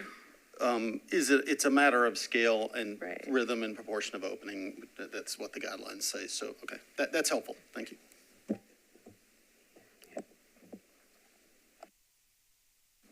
Okay, Melissa, thank you. Applicant, I think it's your turn.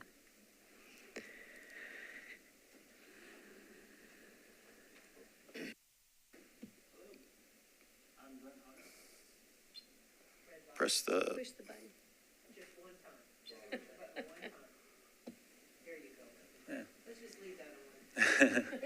I'm Brent Hunter with ArcaNerd. I'm representing the owners, Jason and Allison. Brent, and Yes. can we pause the time?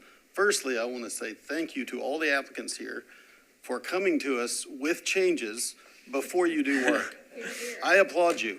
Here, here. We're with the contractor as well, so it's all been a good team, and that's Michael Brown Construction. And big thanks to Melissa and Scott. We've met with them on site. They've been kind of in communication and guiding us along the way, so it's been really good to just have that. And thank you guys for being here to help us try to win your favor. There are two things that I want to bring out, and really the one thing that we're discussing is the dormer on the side. And there are 2 points I hope to bring up on that. And one is on the context and the setback of the house.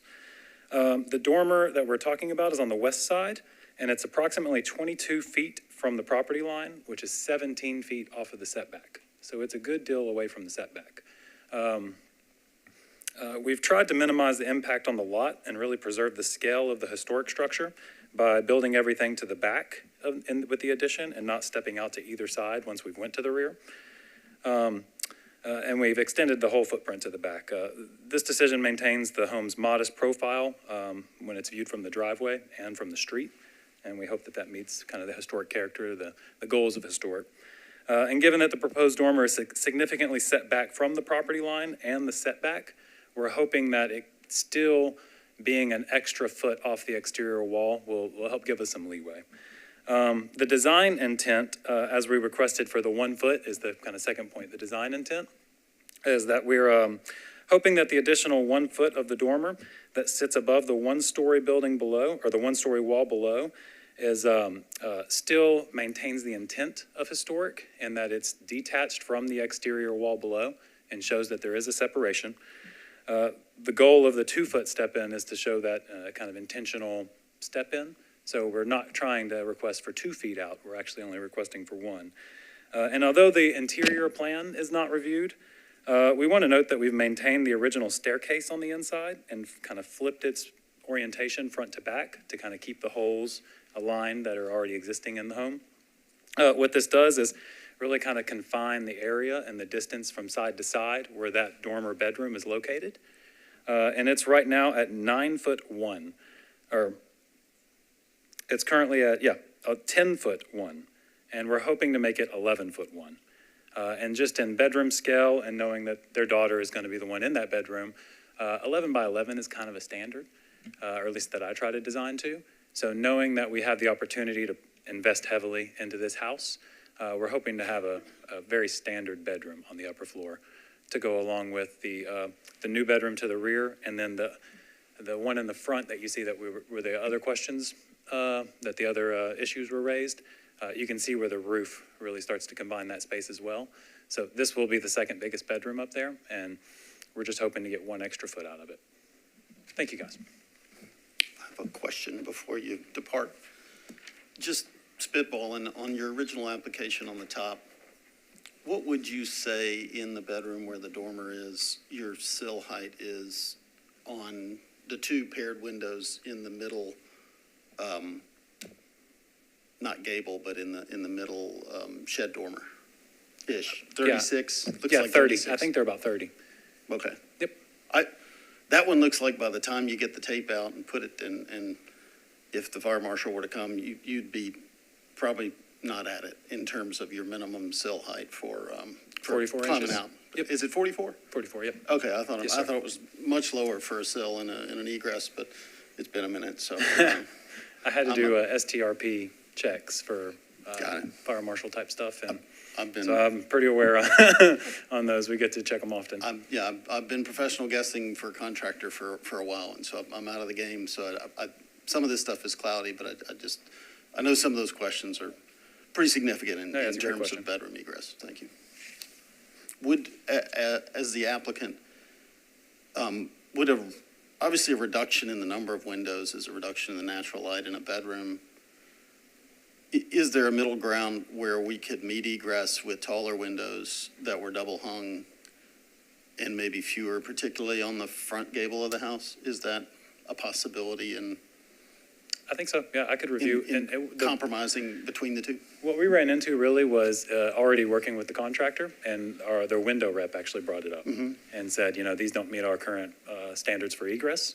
And I said, well, they meet building code if we go a little bit bigger, but I understand that you guys have a requirement within your manufacturing, like the product that you sell, to meet that, have the little asterisk E on the windows when you buy them for egress. And so we put it at the smallest size and submitted it to Historic in hopes to get approval. And I totally see where Melissa and them are coming from. So that's why we will be discussing if we switch to a casement, if we were to get granted any kind of grandfathered in for that being a current bedroom and not having egress met. But it wouldn't be much bigger to meet egress per building code. Sure. Yeah. Mr. Hunter. First name, last name? Brent Hunter. Okay. It's two first names, I think. So out of the recommendations, it's really number 5. That's right. Number Clarity. 5 is the one that we're really hoping to get your input on. Yep. Okay. Thank you. Well, may have some more questions later. Open public hearing? Close public hearing?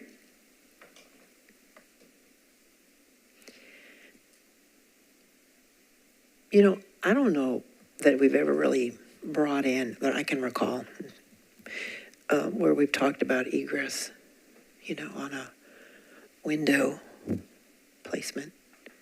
Have we? I remember a case where somebody was arguing for a door and a stairwell out of a bedroom for egress. I mean, it's certainly more convenient than climbing out of a window, but there are other ways to accomplish it. So the guidelines don't permit that. I do remember a conversation specifically about a case many moons ago. Okay. I wouldn't call this near and dear to my heart, but it's a pretty big deal. Yeah. I think it's a big deal in terms of just safety of occupants. Right. And again, I don't recall that was ever, actually pointed out to us. But duly noted. I agree. Egress is important. Okay, any other comments on that? Because it looks like everything else is in order except for that. We can make good reasons for the ask. Yeah, I'm cautious to get the designer's pen or pencil out and start making decisions for this applicant. Going from 2 windows to 1, that would meet the egress, but there's no front dormer, there's no other, appears to be no other light into a bedroom here. And I'm sensitive to that. I'm also trying to balance that with scale and rhythm and proportion of openings. So I don't find that it contrasts greatly. And in this case, because of egress, and only because of egress out of what was historically and previously used as a bedroom and will be used as a bedroom, I don't, with all deference to staffs, I agree that the upper one and the originally approved is preferred. But I think for safety reasons, I don't take exception to the application as presented. On the front, in the middle, while I'm giving an opinion, I think the same things apply there, and I think by the time the framing's done and some of those things, there may be a struggle to get the proper code compliant egress into that center dormer as well, and the 1 foot. It will. I think that will help, and I find that it's inset and that it's hidden by that gable, and it's obviously indefinitely in the roof area and identifies itself as a compliant dormer. That's my view on it. I'd love to hear some of the other commissioners' take visually on what's going on there. I agree with everything you said. About egress is important and the 1 foot is acceptable. Yeah, I think it's compelling. Okay, I concur. yeah, okay. Let's make the motion. Can we go to the next slide, please? So with respect to 3609 Westbrook, I recommend approval. Can I table the motion for a second? Or I'm gonna pause my motion. I have one more question for the architecture team. It's related to one of the conditions. In terms of condition 2 and preserving, I saw some head nodding and preserving the miter corner detail. That sounds easy, but I'm sure the contractor can attest to that. It's, I think we're talking about the house is going to get at minimum a whole inch, which doesn't sound like a lot, but when you're mitering corners, if you're trying to bring 2 miters together and there's an inch difference, that dog won't hunt. So that we've got, I imagine the plan is to take openings and sort of slide them over or because we're replacing windows, everybody's sort of on board, and certainly I've seen with the detail that you've gone to, I think everybody's on board that openings maybe aren't going to shift, but they're going to take into account having the right amount of siding left over, and that opening might have to move, and/or we're going to fake the width of some trim just to make it visually look right. Those kinds of tricks that was the conversation. we will employ. Yep, or you plan to employ? That's the kind of conversation we're having with adding the sheathing to the outside to give the existing framing some stability. When we reapply that siding, we're hoping to be able to make up that difference with some of the extra siding in the dormers or up in the gables right now that we're changing to shingle siding. Great, got it. And with the casings. Okay, thank you. I'm sorry to that's great. carry this on longer, but I just want, that number 2 is pretty significant. Yep. Thanks. So back to a motion. With respect to 3609 Westbrook Avenue, I recommend approval with the exceptions of item 3 and 5. I think, is that, and if there's anything contrary, certainly the deliberations that we went through can provide some additional clarity. If I know there was a change on the other side, other elevation that the staff did not take issue with, so it shouldn't appear here, but 3 and 5 on the same elevation are what I assume from our discussion is what I would accept in my motion, or I'm accepting from the conditions in my motion. Okay. Oh, yeah. Yeah, go ahead, and then I'll be sure. Oh, wait. So is that clear enough? Because we had different sides, east side, west side. So is that really clear? I mean, at number 3 and number 5 are specific to east side, west side. And for the record, I'd like to say that those are accepted for safety reasons. For egress. Duly noted. Second. Second by Commissioner Smith. All in favor? Okay. That's 4 concurring votes, so that motion passes. Thank you, and thank you for your patience for waiting. And listen, we rarely, it's really good just to acknowledge this again because Commissioner Mosley did that at the beginning, but to have an applicant come back and say, you know what, we're having issues with this because on the ground this is not working. Again, public hears this, and we really appreciate it. Thank you. Bravo.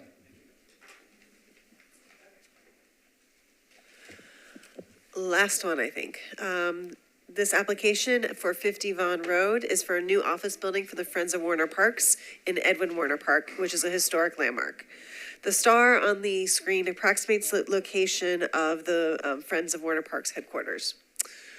So here's kind of up close, it's Old Hickory Boulevard and Vaughn Road is where, kind of the intersection where the project will be, because those parks are quite large. Since 1989, the Friends of Warner Parks have had their offices in this frame cottage that was built circa 1935. The Friends of Warner Parks and their architects had originally looked at doing an addition to the structure, but then later on decided to kind of pull the new construction totally off of the house, leaving the house as is, and then building a new building for their offices. So here is the site plan. Here is the smaller footprint is the existing structure. The larger footprint is the proposed structure. I'm gonna start with the architect's renderings because I feel like they best illustrate the design intent. We're trying to mimic the designs of the different buildings you see throughout the WPA buildings throughout Warner Parks.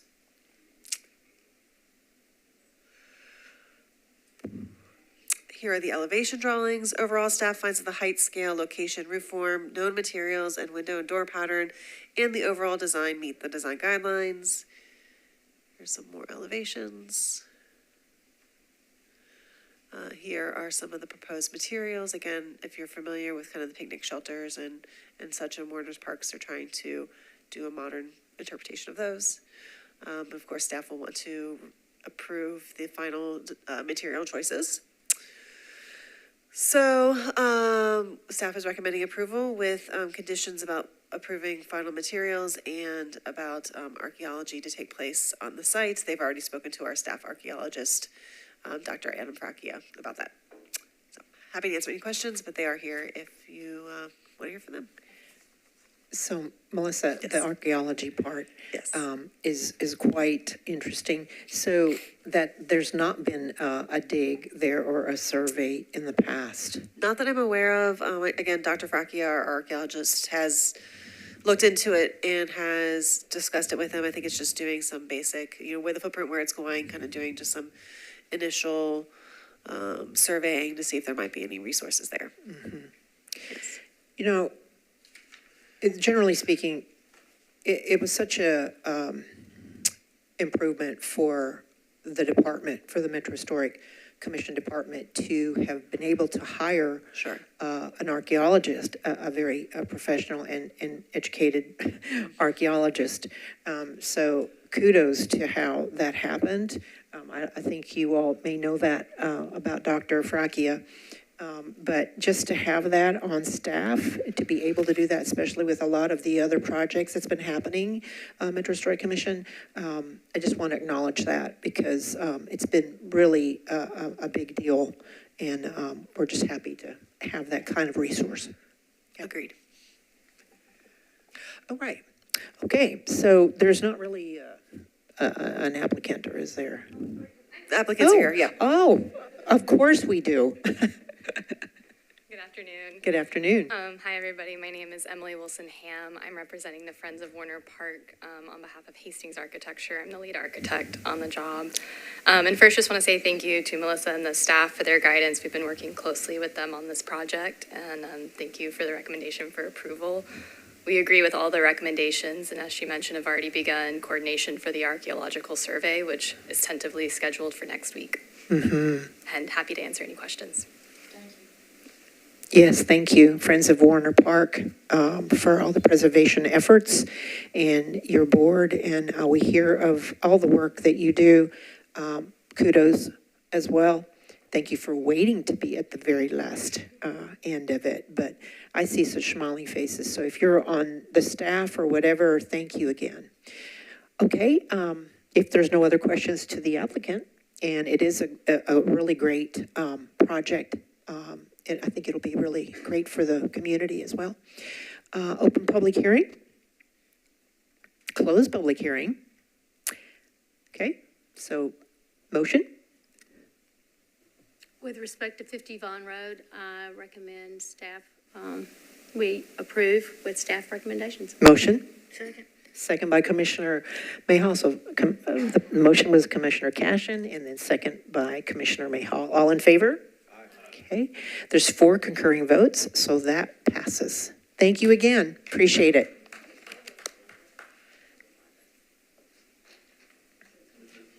Got one more item. I think this will probably go pretty quickly. This is a revision to your rules. Robin, actually, in the agenda, there's new business and then the rule revision, so. There's time, there's new business before the rule revision. Okay, But I don't think we have any new business. yeah. I wanted to comment. Oh. Yeah, about the, and I think some of you are still here, but the Inglewood Place Design Guideline Revision.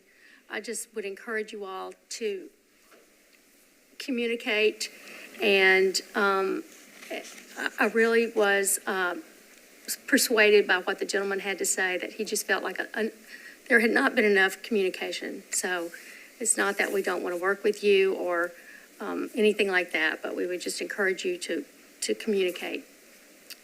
Thank you. Thank you, Commissioner. So this change to the rules of order is just based on new legislation, which our council can tell us more about if you'd like. It's very similar to what we already had, but it's just revising it so it matches legislation. Sure, I mean, there was a bill, let's see, sorry.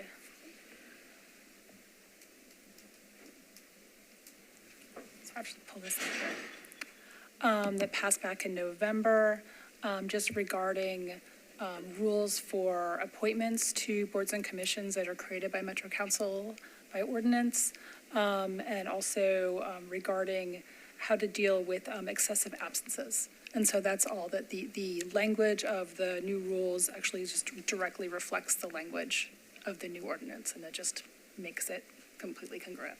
Mm-hmm. Any questions? Okay.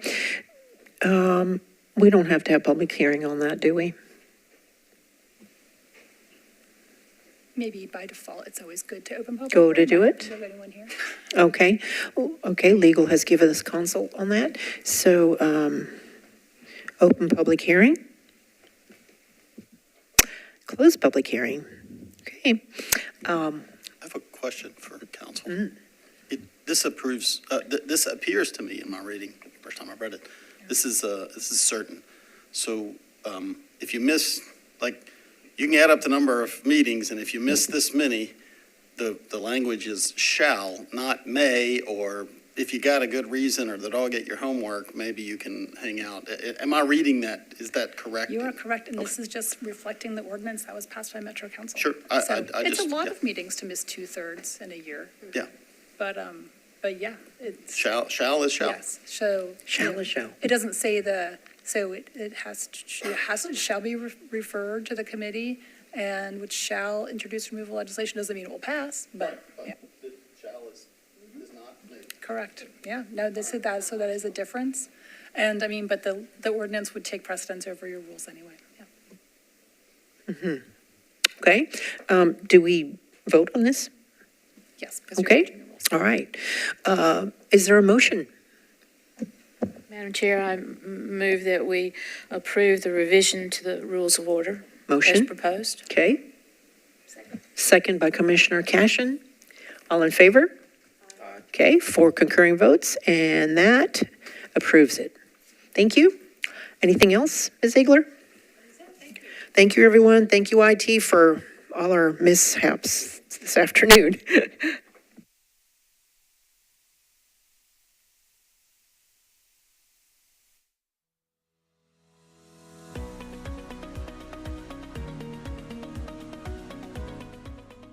This has been a service of the Metro Nashville Network. If you would like to see this presentation again, or for more information on this and other programs, visit nashville.gov.